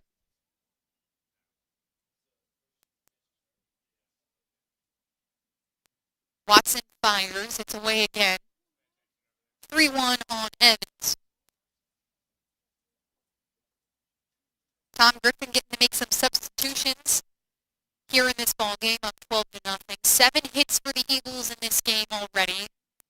And Evans gets a chance for some RBIs. Turns on one after it comes inside and misses. So a walk here. 3 free bases in the first 3 batters in the bottom of the 4th for Carson-Newman. And that'll be the end of Watson's day. So we'll take a break here on the Eagles Sports Network, see who the Yellow Jackets go to their 6th arm here in just 4 innings. How do you know you're in a community, not just a town? Well, strangers smile as they walk by. They refill your coffee without you asking. And when you ask directions, people offer to walk you there. Communities give more. The way you know when you walk into First Bank that you are in a real community bank. Great products, direct access to your local bankers, and relationships that can last a lifetime. Don't just have an account. Have a community with First Bank. Member FDIC. At InterDigital, we strive to be a leading provider of cutting-edge digital and marketing solutions. At InterDigital, we want to help our clients find success. Our team of technology gurus work together to ensure InterDigital continues to progress forward as technology advances. At InterDigital, we make technology work for you. Visit interdigital.com for IT support, web development, virtual tours, graphic design, internet marketing, mobile app, and film production services. InterDigital, laser focused on your success.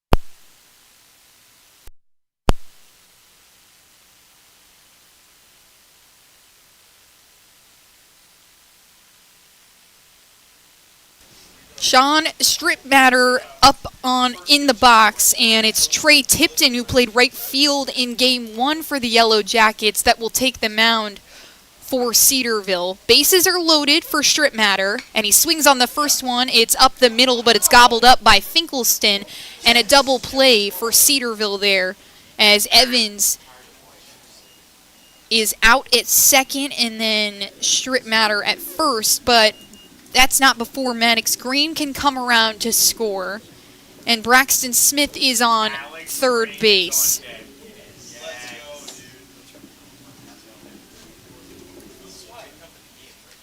So the 6-4-3 double play leads to Kylan Hornbuckle's second at bat, and the first pitch is a ball that gets away from Trey Tipton.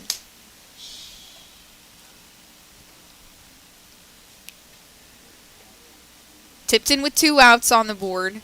Into a tough spot. Carson-Newman up 13-0 now, and Hornbuckle waves on one, a hard swing.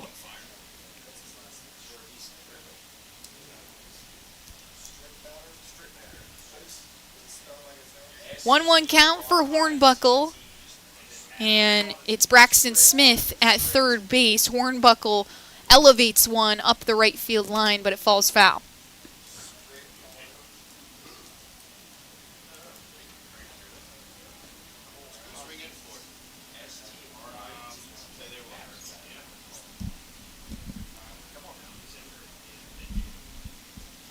One-two on the way for Hornbuckle as Tipton looks to get out of this inning. Hornbuckle fouls another one off. He did this in his last at-bat too. Was down 1-2 in the count and then hit 2 foul balls before eventually he did strike out. Struck out in the first game as well, trying to get his first hit.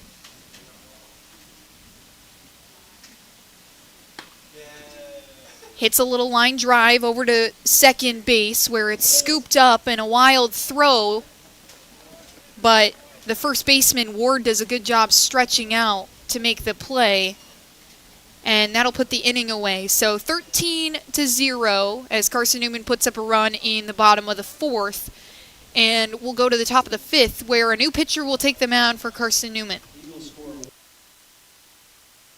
Sure, we've been around a while, 171 years to be exact. We know the power of a liberal arts-based Christian education and the tremendous potential of what can be found on this campus, within this community. We are adventurers, dreamers, believers, passionate and compassionate, curious and clever, driven by a common purpose towards a common goal. I found my passion. I found purpose. We are Carson-Newman. What will you find? Domino's Pizza in Jefferson City and Morristown wants to help feed your business. When you're hungry at lunch, show your business card at Domino's in Jefferson City and Morristown when you make your purchase for pickup or delivery to get 25% off the entire order. That's 25% off your order at Domino's in Jeff City and Morristown when you show your business card. Call 865-471-6700 to get a pizza. Domino's, the official pizza of the Carson-Newman Eagles.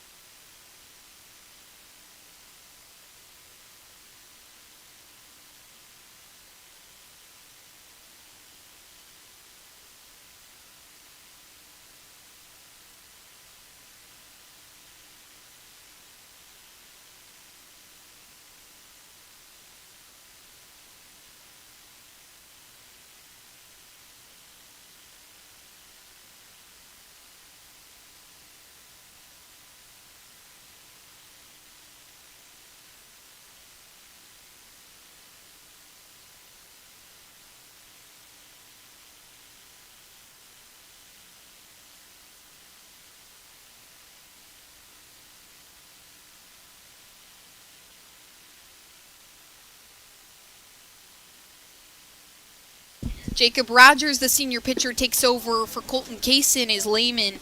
Fans on the first pitch from Rogers for strike one. It's Lehman, Stevens, and DeMoss due up.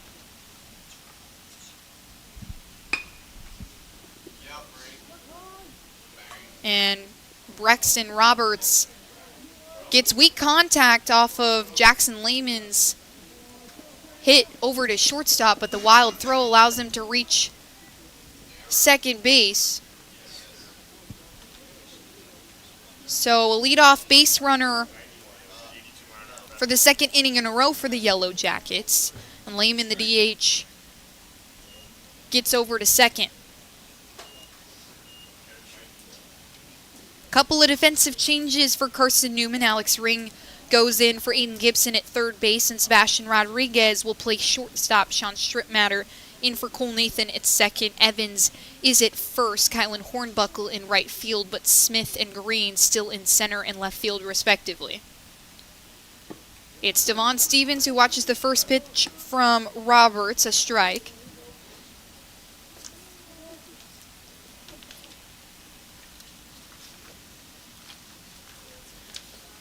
Roberts, his first appearance here in 2026, fires inside, and Stevens has to dodge out of the way. So make it 1-1 on Stevens.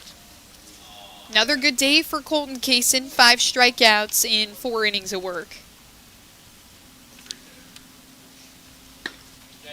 And Stevens skies one out to right center. It looks like it's tracking back, and it's out. Devon Stevens, his second bomb of the day, hit one in the first game as well. So he'll pick up 2 more RBIs as Jackson Lehman will come around to score. And it looks like he's kind of hobbling, might have done something when he swung the bat. So the freshman coming up big and scoring runs for Cedarville.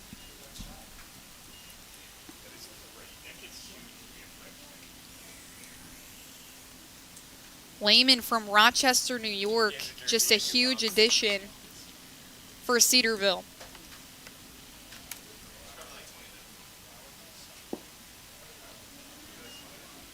First pitch to the batter, and Danny DeMoss misses.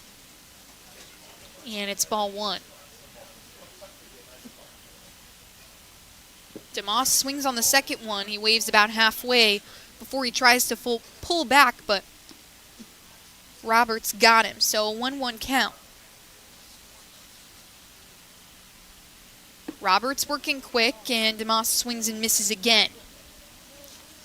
So now this ball game 13-2 after another 2-run shot from Devon Stevens. Did the very same thing in the first game, and DeMoss goes softly up the third baseline. It trickles foul, and it's still 1-2. DeMoss struck out in his first at-bat when he saw Kaysen. This just his second at-bat in the top of the 5th inning. Roberts, 15 career appearances. Next pitch misses the mark, and it's 2-2. 10 appearances last season, 8 2/3 innings pitched. 6 strikeouts to go along with 6 walks in his time on the mound as DeMoss waves through one and give him his 9th strikeout of his career. Braxton Roberts delivering here late in this game for Carson-Newman. Eagles haven't had to worry too much about managing the bullpen as the starters have taken care of business, and Roberts fires on Sage Ebling and misses. 1 ball, no strikes on Sage Ebling. We got 1 out on the board here at the Silver Diamond Baseball Complex. Cedarville has put up 2 runs here in the top of the 5th after the Stevens home run as Roberts misfires again, and it's 2-0. Fastball, slider, and a splitter in his arsenal. Righty stands at 6 foot tall and misses again. So 3 balls, no strikes on Sage Ebling.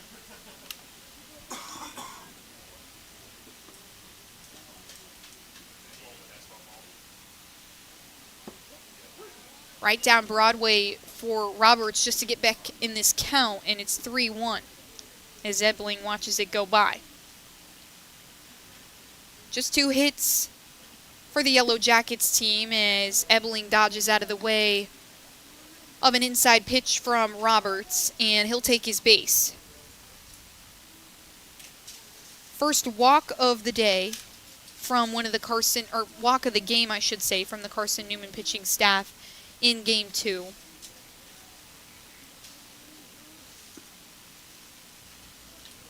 And that brings up Chris Montez de Oca.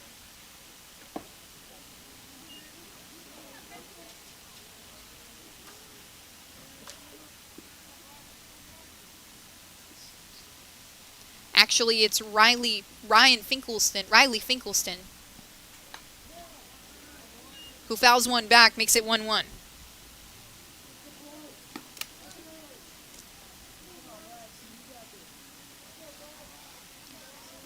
Finkelstein came in to pinch run last inning for Montez de Oca after he hit a double up the right field line.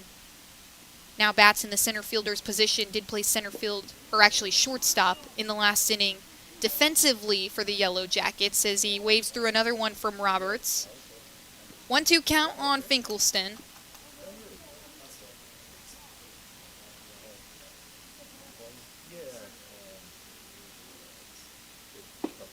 Next pitch, he got him. Watching. Braxton Roberts, a great pitch to make it the second out of the inning. One strikeout down, and it looks like that might be the end of his day as Jason White gives him a fist bump, and we'll get a new pitcher when we come back here on the Eagles Sports Network. Domino's Pizza in Jefferson City has deals for Carson-Newman students. Bring in your valid student ID when you order for pickup or delivery, and Domino's in Jefferson City will give you a steaming hot large one-topping pizza for $4.99. That's a large one-topping pizza for Carson-Newman students for $4.99 at Domino's in Jeff City. Call 865-471-6700 to order. That's 865-471-6700. Domino's, the official pizza of the Carson-Newman Eagles. Okay, let's see. I'm ready to do this. Carson-Newman. It's been around since 1851. Lots of flexible online programs. Wow. World-class accredited academics. A faith and learning environment with professors who really care about me. A top 10 best value school.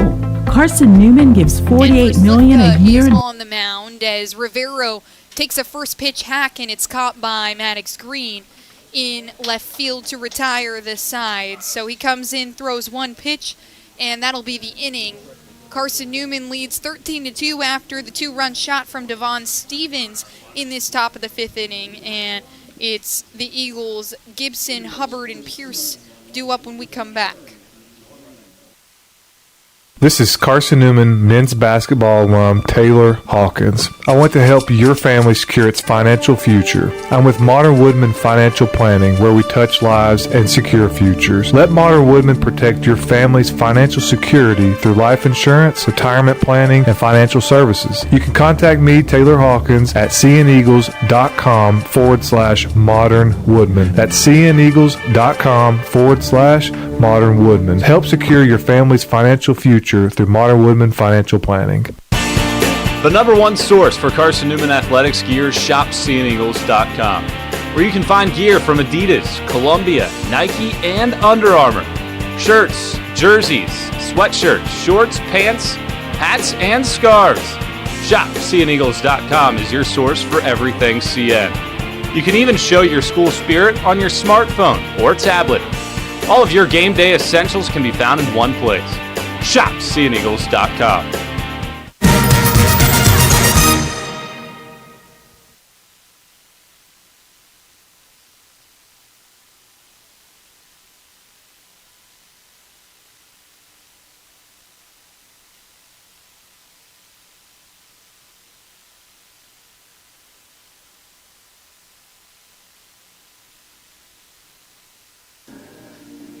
Alex Ring will get a chance in the right batter's box against Trey Tipton, who's listed as both a right-handed pitcher and an outfielder. Played right field in the first game for the Yellow Jackets, and now Alex Ring, who came in for Aiden Gibson, will get his first at-bat of 2026, and he starts by fouling one back off of Tipton.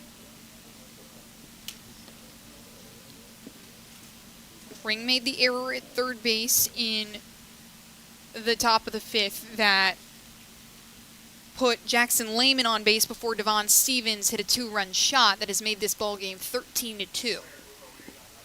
Breaking ball from Tipton misses the mark, and Ring will take it for ball 1.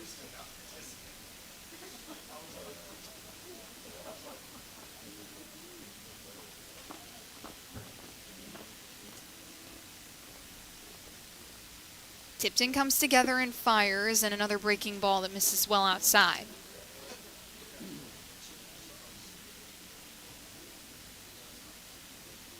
Alex Ring, the junior, stands at 5'8". Hasn't seen an at-bat yet with Carson-Newman as another pitch goes by, and it's 3-1 on Alex Ring. So hitters count for the junior, gets a chance for his first hit in a Carson-Newman uniform.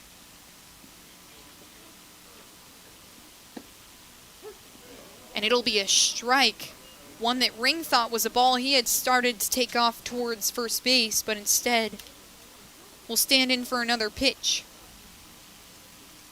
Tipton came in the bottom of the 4th, quickly retired all of his batters. As Ring holds off of an off-speed pitch from Tipton, so he'll take his base. And the story of walks and free bases continues for Carson-Newman.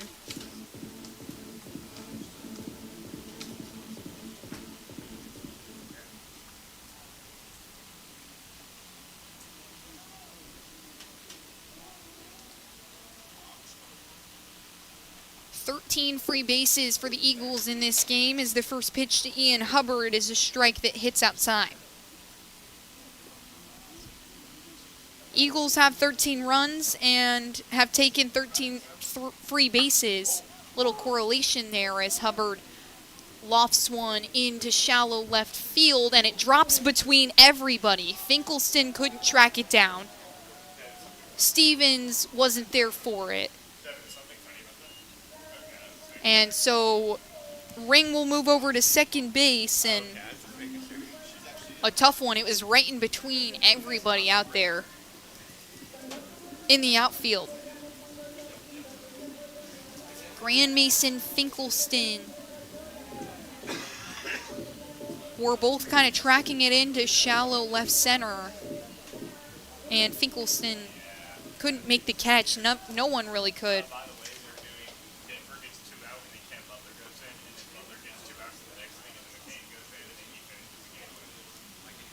And so now Sebastian Rodriguez, who came in for John O. Pierce, gets a chance to hit. The lefty takes the first pitch for strike 1.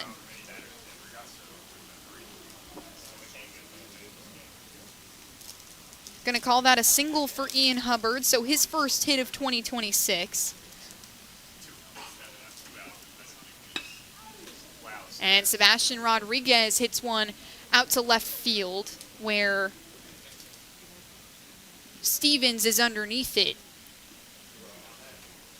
And he makes the catch for out number 1 of the inning. Runners still at first and second. It's Ring on second and Ian Hubbard at first. And here's Jameson Van Ness. He came in to catch for Jacob Rogers.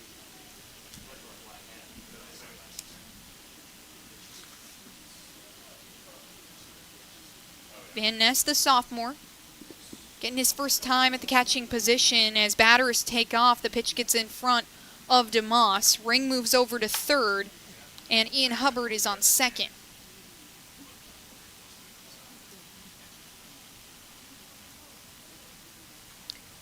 One away with runners on first and second, and Jameson Van Ness in to hit right now. He has a 1-0 count. Trey Tipton trying to clean things up. Ball's in front of DeMoss this time, another ball. So 2-0 for Van Ness.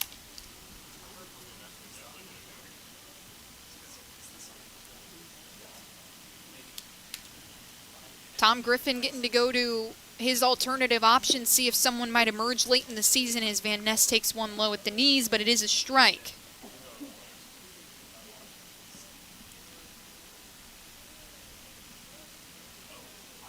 Tipton made the error in right field in the first game. As Van Ness hits a little blooper, it takes one hop And Grand Mason can't glove it down, so another error for the shortstop. That'll bring Ring in to score, so Carson-Newman now leads 14-2. Ian Hubbard is at third base, and Van Ness gets to first.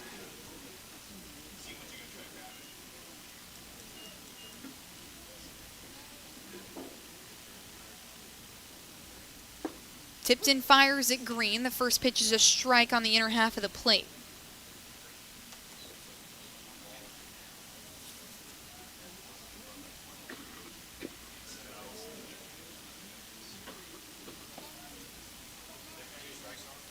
Check swing from Green, they will say that he went. So 0-2 coming up for Maddox Green. He walked in his first at bat, was hit by a pitch in his third at bat and his fourth at bat. Next one is well outside as Van Ness takes off.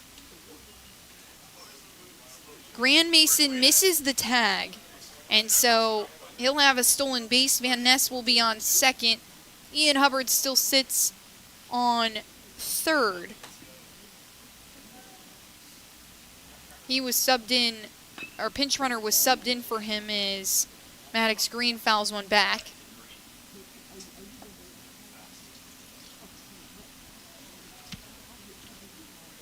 And it's Wade Caruthers at third base coming in to pinch run for Ian Hubbard.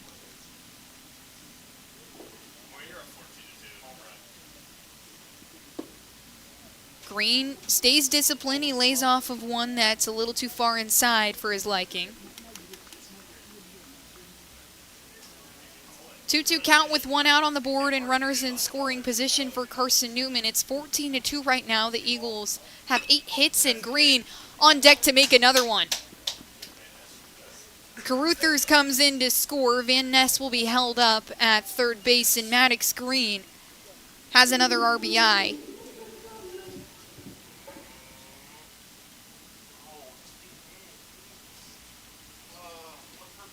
Gonna get another pause here because that'll be the end of Trey Tipton's day. So the 7th different arm here in the bottom of the 5th for the Yellow Jackets coming up when we come back on the Eagles Sports Network.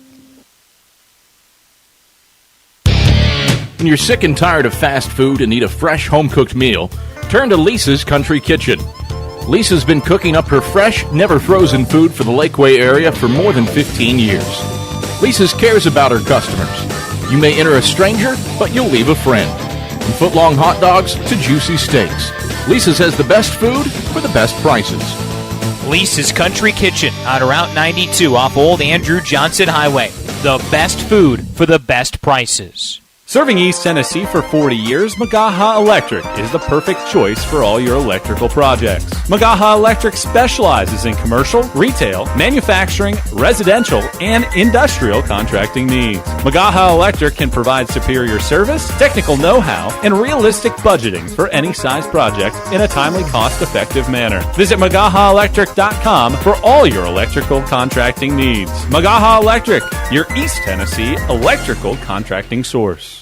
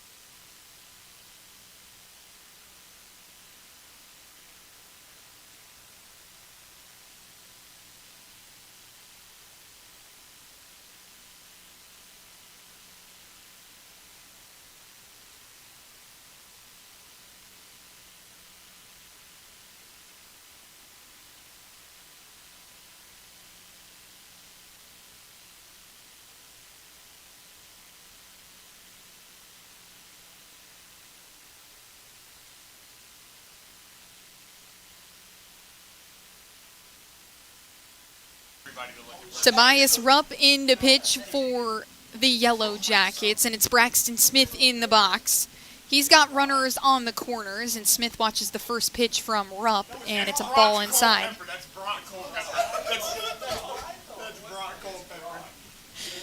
Brock Culpepper has come in to pinch run for Jamison Van Ness. He's on third base. And Braxton Smith waves through the pitch from Rupp.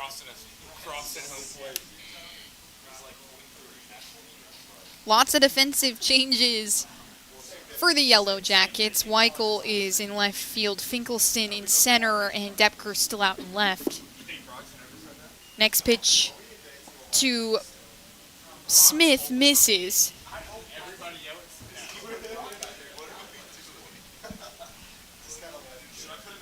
Brock Culpepper into pinch run. And the Submariner in Rupp nearly hits Braxton Smith, but instead misses him. So 3 balls, 1 strike, and 1 out. We got runners on the corners. Brock Culpepper is on third base, and Jack Wyatt is on first, and a walk for Braxton Smith will move Jack Wyatt over to second base. Braxton Smith will be at first, and it's bases loaded for Colton Evans. Colton Evans walked in his first at bat just an inning ago. Eagles up 15-2 here, 1 out on the board. Rupp fires, and it hits for strike 1.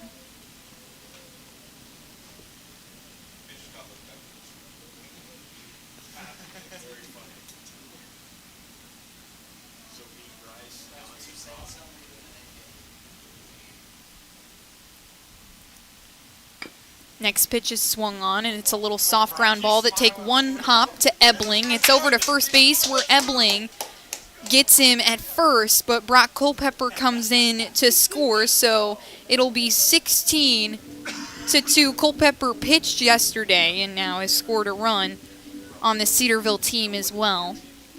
Jack Wyatt, who came in to pinch run for Maddox Green, is on third base. Braxton Smith on second. First base is open for Sean Strittmatter, who watches the first pitch, a ball inside.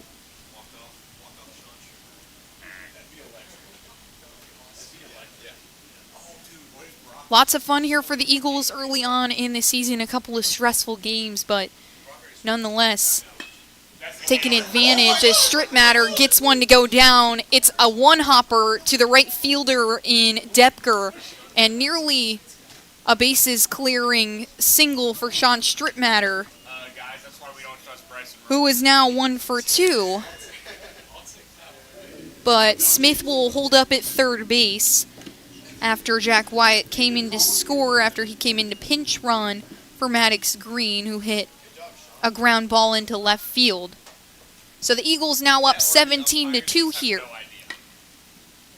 First pitch is cut on and fouled away by Kylan Hornbuckle.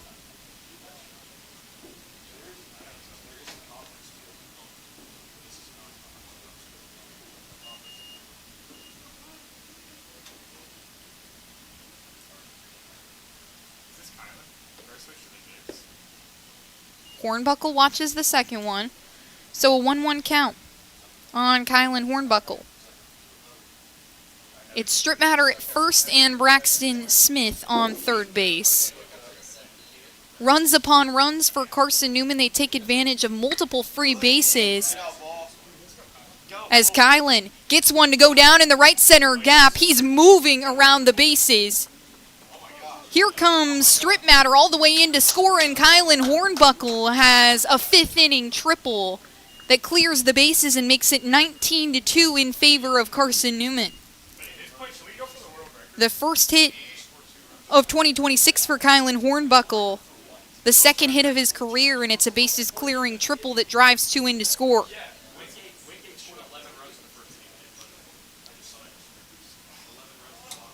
So now Alex Ring can go back to work.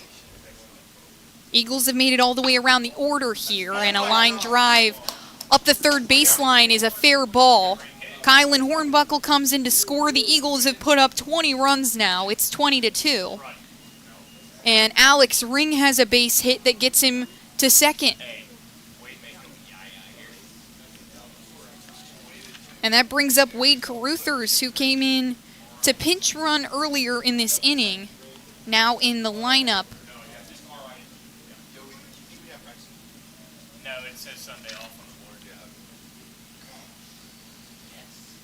Caruthers, the junior, getting his first at bat here in 2026. Eagles are up 20-2. First pitch from Rupp is a ball outside.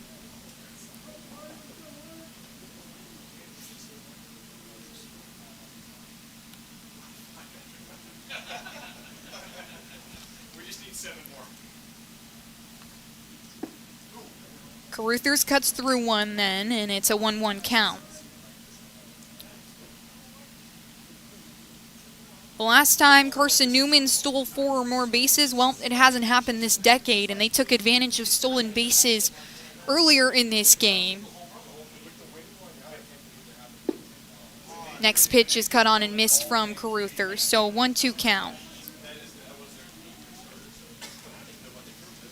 No home runs in this ball game. And the last time Carson-Newman has scored 20 or more runs was March 4th of 2020, so it's been a long 6 years. As Caruthers elevates one, it's out towards the right field wall. Depker is underneath it, and he makes the catch, and that'll be the inning. The Eagles up 20-2 after their 7-run bottom of the 5th. And this is the Eagles Sports Network. There's something about a small community that unites us, whether it's cheering on our favorite team or the way we come together in a crisis. Small communities are made up of people with big hearts. We're dedicated to hard work and innovation through sunny days and stormy nights. AEC is always here, powering the people and the places that make our community a spectacular place to call home. AEC, power what matters most. Insurance, it's about people, not things. It's about security. It's about confidence. It's about relationships. It's about trust. It's about you. As a local independent agent, Bible Insurance Agency can design an insurance program that's just right for you and your family. Give the people you love safe, sound, secure protection from Auto Owners Insurance. Call Bible Insurance Agency 423-586-4320 or go by 1600 East Andrew Johnson Highway in Morristown.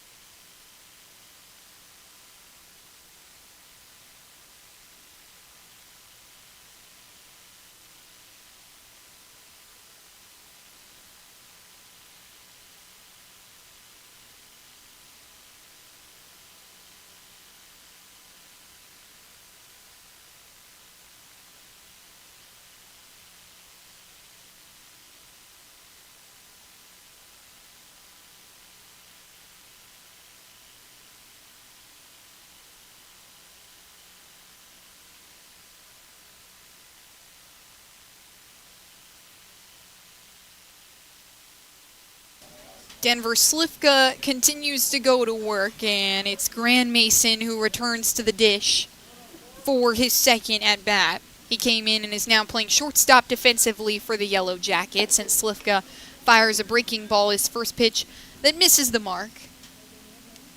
Makes it a 1-0 count. Slivka threw just one pitch there in the top of the 5th inning that was caught in left field by Maddox Green. Next pitch misses inside from Slivka. Slivka, just a freshman, getting a couple innings here. Eagles up 20-2. Slivka finally hits the zone with an 83-mile-an-hour pitch on the outside. Slivka, 6'3", the freshman out of Knoxville, Tennessee, has yet to make an appearance this season as Grand Mason lofts one into the air, and it's Braxton Smith who will get underneath it, and he clasps it for out number 1.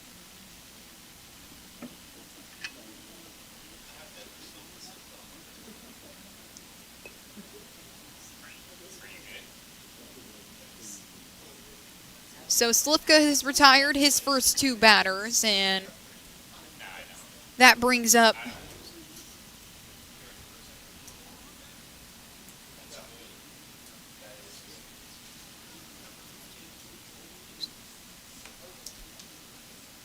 Grant Poindexter, who came in for Graham Ward, and Poindexter is hit by a pitch, so he'll take his base.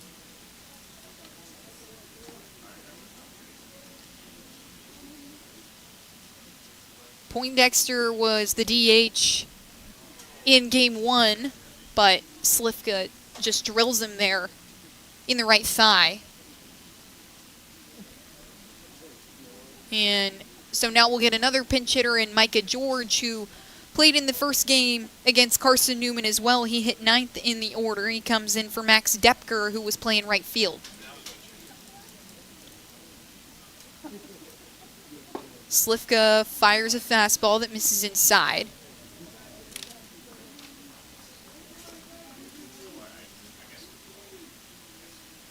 And Poindexter steps back in from the right side. 1 out on the board, and Poindexter laces one into left field. He'll make his way around first base, trying to get an extra one as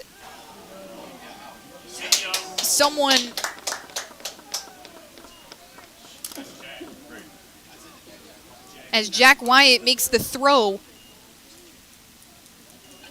into second base and gets Poindexter trying to extend what might have been a single into an extra base hit, but no dice. So 2 outs on the board, and we'll get another pitching change for the Eagles when we come back on the Eagles Sports Network.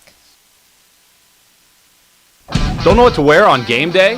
Head over to shopseeandeagles.com for all of your Carson-Newman Athletics gear. You can find clothing from Adidas, Columbia, Nike, and Under Armour to cover you from head to toe.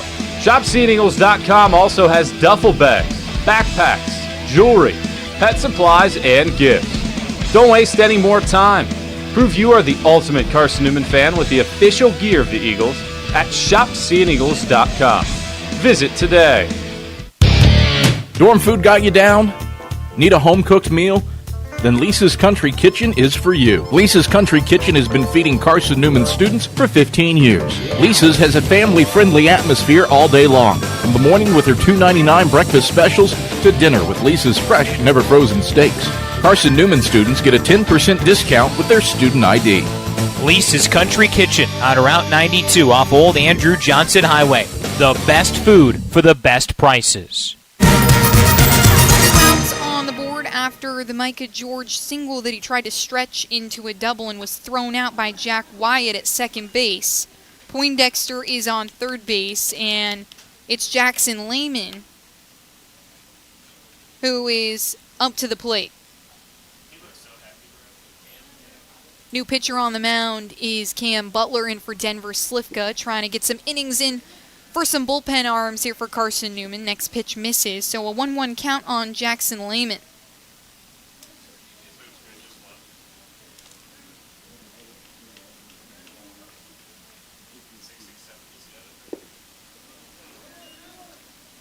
Next pitch from Butler misses low, so 2-1 count for Lehman.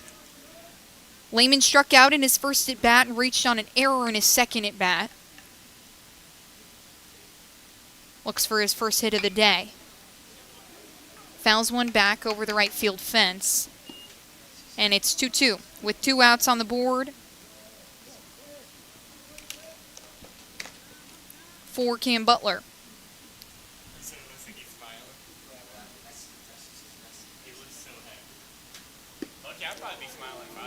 Breaking ball almost hits the outside corner of the plate. The dugout loves it from him, but doesn't hit, so full count upcoming for Lehman.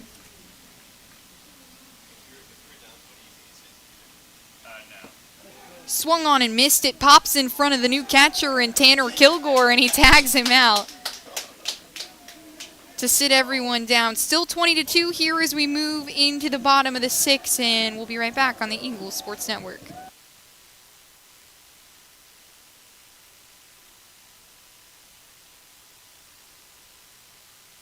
Tri-Light is proud to support Carson-Newman Athletics. We salute the student athletes who are working hard to make great things happen on the field, in the classroom, and in the world. It takes vision, commitment, and teamwork, qualities we share at Tri-Light. Our mission is to provide life-changing opportunities by building a world-class fiber broadband network. If you'd like to learn more, please visit trilight.net or call us at 833-847-0824. We select our insurance companies the same way you do, very carefully. When you work with us, you can count on receiving fast, courteous, and professional service and quality protection through auto owner's insurance. For a no-problem approach for your life, home, car, and business insurance needs, ask us about the No Problem Company, Auto Owners Insurance. Call Bible Insurance Agency at 423-586-4320 or go by 1600 East Andrew Johnson Highway in Morristown, serving the Lakeway area's insurance needs since 1931.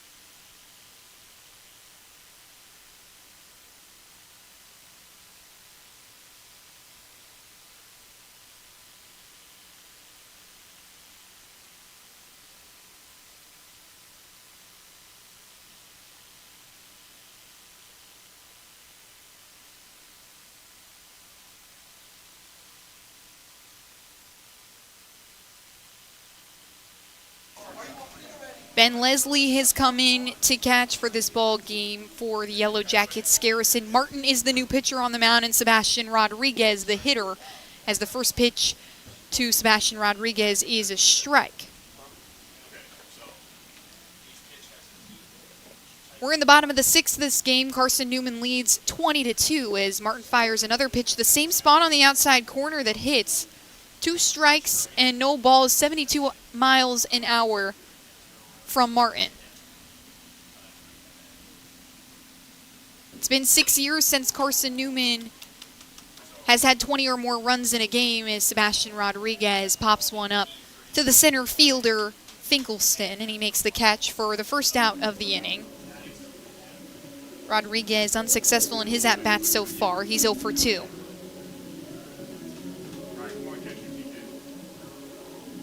So here comes Tanner Kilgore, who came in to catch for the Eagles last inning.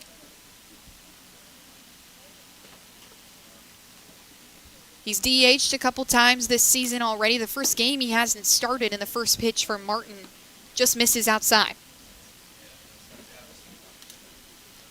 Kilgore got his first career putout just a moment ago as he tagged out Jackson Lehman on the strikeout. Second pitch misses again, so 2 balls, no strikes on Tanner Kilgore. Big change of pace in terms of velocity off the arm of Garrison Martin, throwing in the mid to low 70s. That one high, and it gets away from the catcher Leslie, so Kilgore will take his base.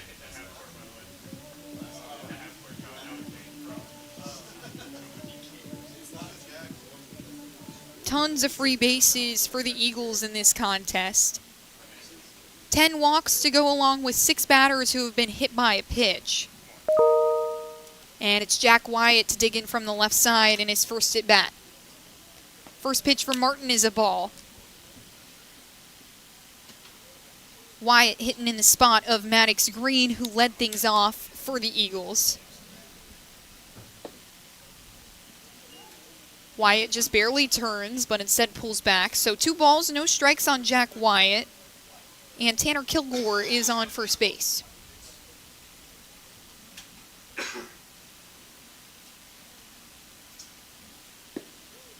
Next pitch from Martin misses outside.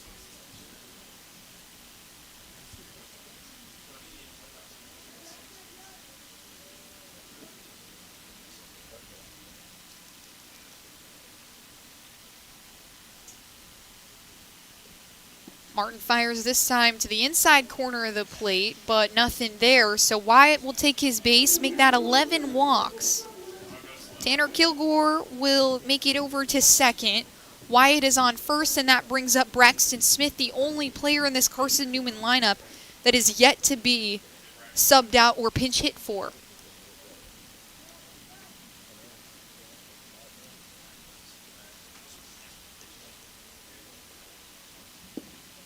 First pitch from Martin on Smith is outside and low for ball 1. Smith has been successful. Hit a line drive to center field in his first at-bat. A bunt that he reached on, used his speed to get over to first base and eventually would come around to score. Next pitch hits the zone for strike 1. A ground ball out to left field in his third at-bat, and then was hit by a pitch and reached on a walk in his fifth at-bat. So he's reached base every time this game. 1-1 count for Braxton Smith. Garrison Martin fires a fastball that hits on the inner half of the plate. Martin, 6'6", one of the tallest players on this roster. The redshirt sophomore.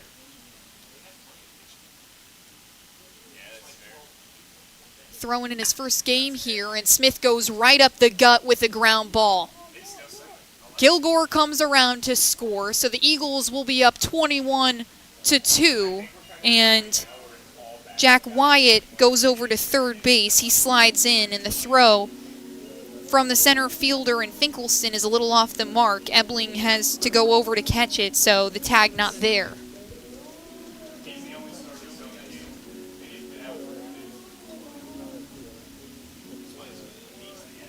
One out on the board. Carson-Newman leads 21-2. The school record is 29 runs, so they're creeping towards that mark as Martin fires at Evans. The first pitch is high at the eyes of Evans for ball 1.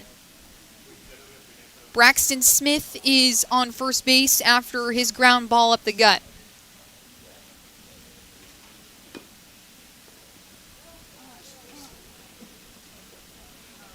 Evans takes a swing at one. It's a foul ball right in front of him. So 1-1 on Evans. He walked in his first at-bat and then hit a ground ball to third base in his second at-bat. So 0 for 1 so far today. Has been a utility player for Carson-Newman. Seen time in the outfield, good for his speed, but also has played first base a lot. He kind of goes down the middle as well. It's shoveled over to Grand Mason, who skips it over to Rivero and then to Poindexter at first base. They don't get him on the double play. Evans uses his speed to beat out the throw, but they will get Braxton Smith at second. So Evans reaches on the fielder's choice, and Sean Strittmatter can go back to work. He hit a line drive out to right field in his last at-bat that brought a couple runners around to score. Jack Wyatt came in to score, so now Carson-Newman up 22-2. 2 outs on the board and 1 ball, and now make it 2 balls after that pitch from Martin on Strittmatter.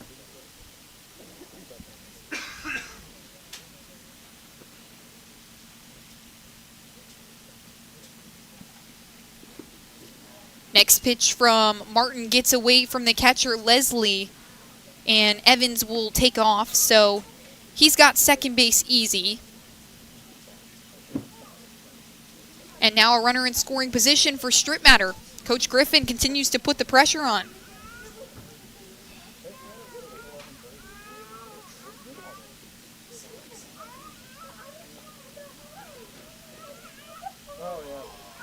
I'm going to take a quick pause here so that Leslie can have a conversation with his pitcher in Martin. 3-0 count on Strip Matter. He walked in his first at bat as well, so has been good at being selective. Did ground into a double play in his second at bat. Strip Matter watches that one high at the eyes, and he'll take his base, so another walk for Carson-Newman. Runners at first and second. It's Evans with speed on second, and Strip Matter on first. That brings up Kylan Hornbuckle, the right fielder.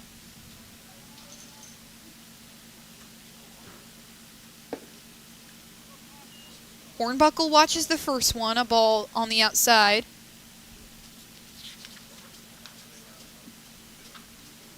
"13 hits for the Eagles in this game.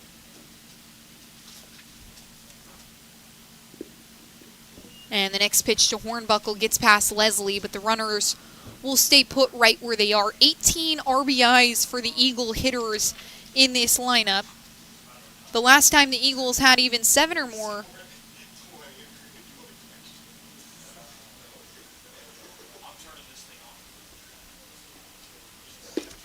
Next pitch to Hornbuckle is a strike down the middle.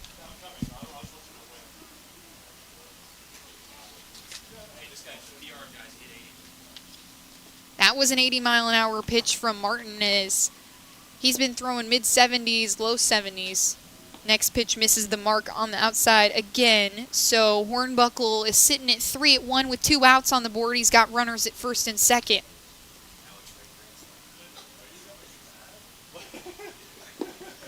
And that'll be another walk for Carson-Newman, the 13th walk of the contest for this Eagle lineup. 6 batters that have been hit by pitch, so make that 19 free bases for Carson-Newman.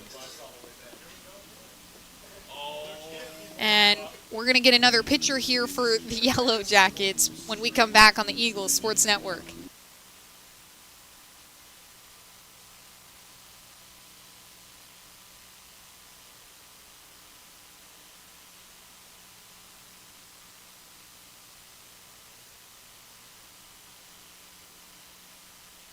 How do you know you're in a community, not just a town? Well, strangers smile as they walk by. They refill your coffee without you asking.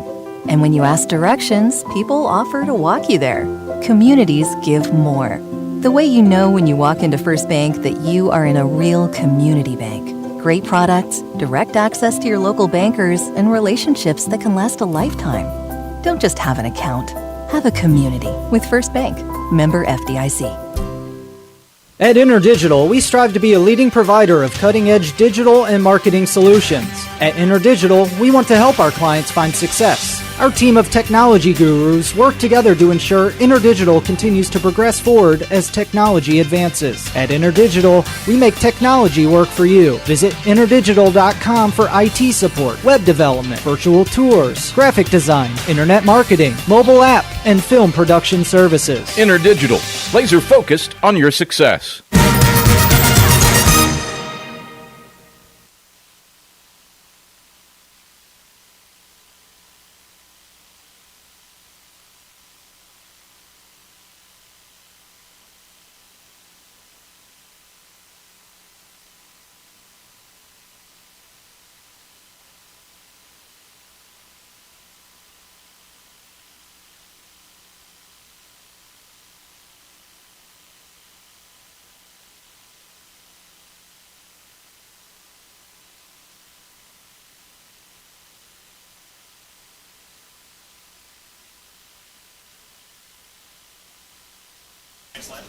Charlie Hinks steps in to pitch, and Alex Ring is in the box.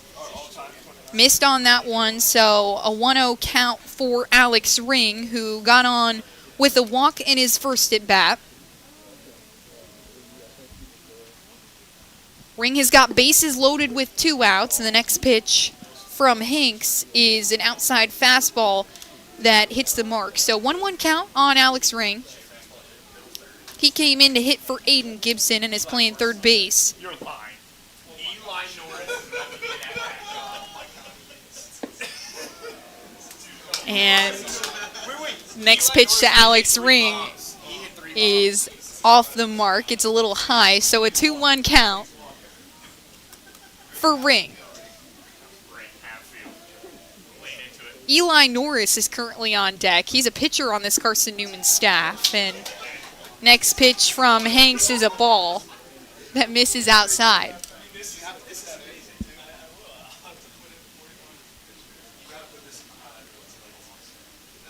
Nine different arms for Charleston in this game already. They threw 5 in the first game, and a walk for Alex Ring will bring up the senior pitcher, Eli Norris. Gotta ask, when is the last time that Eli Norris would have seen an at-bat? Maybe sometime in high school?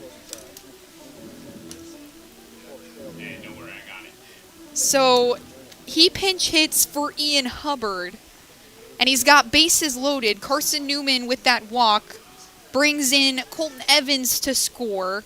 Strip Matter's on first. Bradley Soto Diaz is on, Hornbuckle is on second, and Hanks misfires to Norris. He successfully holds off, and it's a 1-0 count on the senior pitcher, Eli Norris.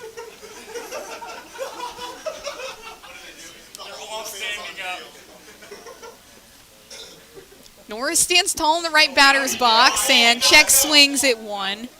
They're going to check him.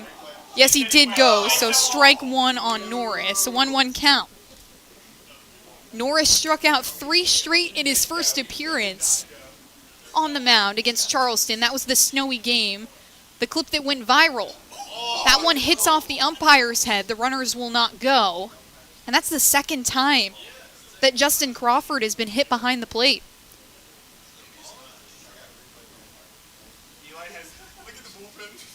Ring is over on first base. Hornbuckle's on second. Strip Matter at third.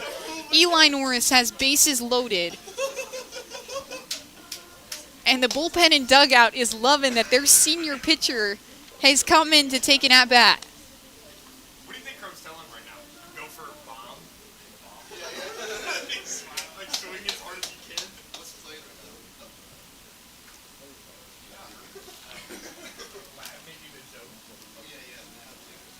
Norris is one of the more experienced relievers on this squad. 32 career appearances, 19 last season. He swings on a high fastball. 2-2 count.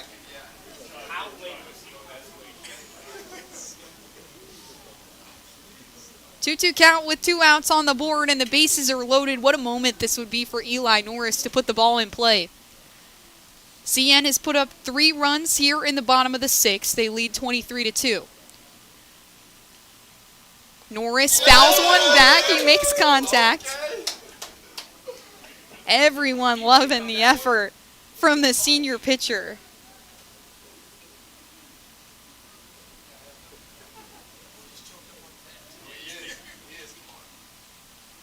Next pitch is a strike right down the middle, and Hanks struck him out. So now he gets on the other side of getting struck out, and that'll be the end of the inning. Carson-Newman puts up 3 more runs in the bottom of the 6th, and we'll see who comes in to pitch here in the top of the 7th. 3 outs away from Carson-Newman winning this ball game. Sure, we've been around a while, 171 years to be exact. We know the power of a liberal arts-based Christian education and the tremendous potential of what can be found on this campus, within this community. We are adventurers, dreamers, believers, passionate and compassionate, curious and clever, driven by a common purpose towards a common goal. I found my passion. I found purpose. We are Carson-Newman. What will you find? Domino's Pizza in Jefferson City and Morristown wants to help feed your business. When you're hungry at lunch, show your business card at Domino's in Jefferson City and Morristown when you make your purchase for pickup or delivery to get 25% off the entire order. That's 25% off your order at Domino's in Jeff City and Morristown when you show your business card. Call 865-471-6700 to get a pizza. Domino's, the official pizza of the Carson-Newman Eagles.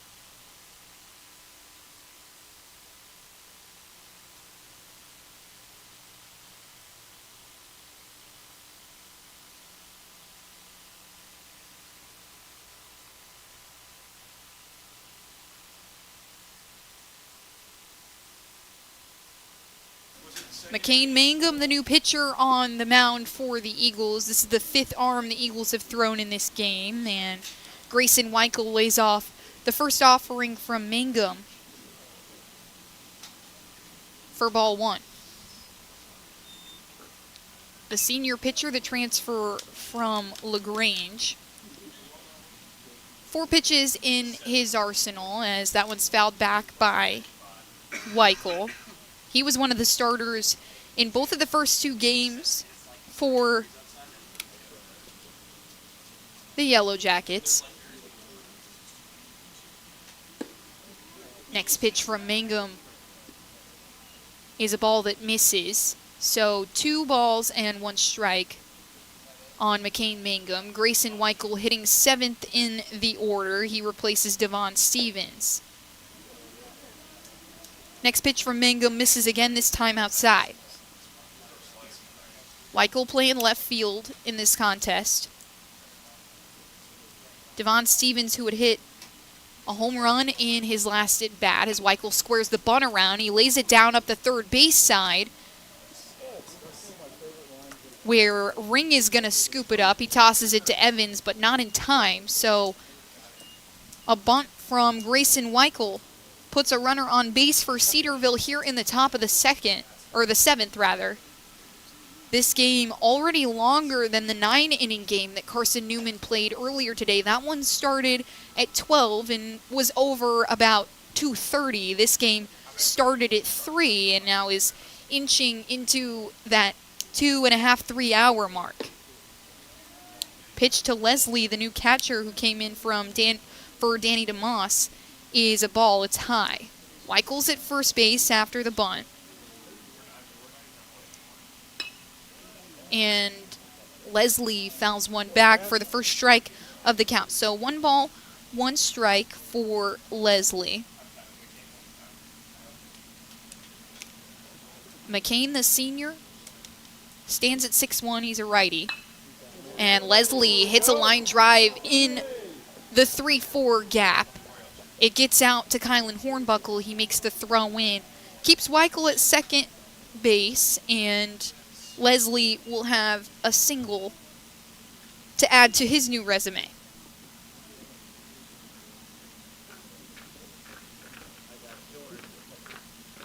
That brings up Sage Ebling. Ebling is 0 for 1 today. He struck out in that one at bat and has a walk today as well. The first pitch from Mangum is a strike. Carson-Newman leads Cedarville 23-2. They have 13 hits on the board to Cedarville's 5. And that one's going to go right up the middle, a hard ground ball from Sage Ebling. That's going to bring Weichel around to score here in the top of the 7th. And Leslie dives in to third. He is safe after Braxton Smith made the throw in from center field. He is the lone starter remaining in this defensive order. Missed some time in the first 2 games of this series, so Tom Griffin giving him his innings. And Riley Finkelstein will now round out back to the top of the order. The score now 23-3. Mangum, a breaking ball that hits the mark. So strike 1 on Finkelstein.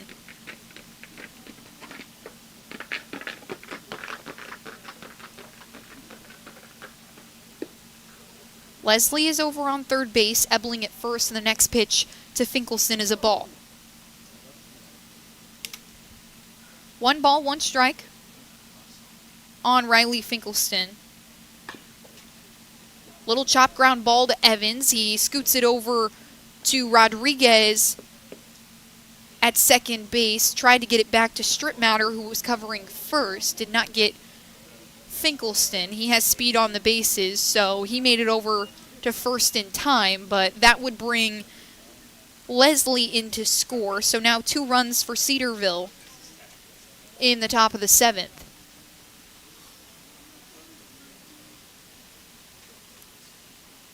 And Rivero, who is 0 for 2 today, watches the first pitch from Mangum, a ball that hits low. That misses low, rather.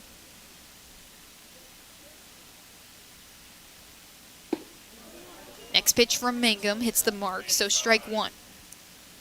85 miles an hour from the senior. He's got 4 pitches in the arsenal, a fastball, slider, changeup, and a two-seamer. Next pitch is cut on and missed. Rivero frustrated with himself after that swing. 1-2 with 1 out on the board, and the lone base runner is Finkelstein at first. 2 runs scored for Cedarville here in the top of the 7th, and Carson-Newman 2 outs away from winning the ball game. Couple of fun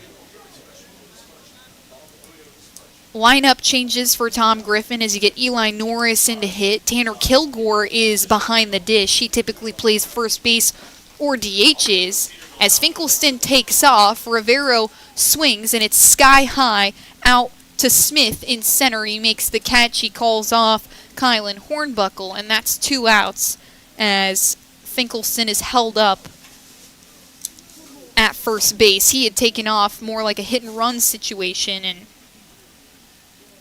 Rivero hit a fly ball out to center. So 2 outs on the board and 1 more out away from winning this ball game. Mangum throws a breaking ball that misses. Finkelstein takes off, and he's got a stolen base. He's now on second. This is Grand Mason, who was hit by a pitch in his first at-bat and then flew out to center in a second at-bat, trying to break in to this Carson-Newman lead, but instead lofts it out to right field, and Hornbuckle cradles it for the final out of the game. Carson-Newman sweeping the series with Cedarville. They go a perfect 3-0 over the weekend and improve to 5-0. What a way to do it, too. 13 hits, 23 runs, and the Eagles just doing numbers on offense. They took advantage of multiple free bases, multiple walks, 14 walks for the Eagles in this game alone, to go along with 6 batters who were hit by a pitch. You have so many different substitutions that came in. Brock Culpepper came into pinch run. Eli Norris got an at-bat, and some fun for Carson-Newman in their second weekend of baseball. Going to wrap things up here on the Eagles Sports Network. Thank you so much for tuning in. I'm Rhiannon DeCrow, and for all of our staff here at Carson-Newman, we appreciate you listening. Have a great night.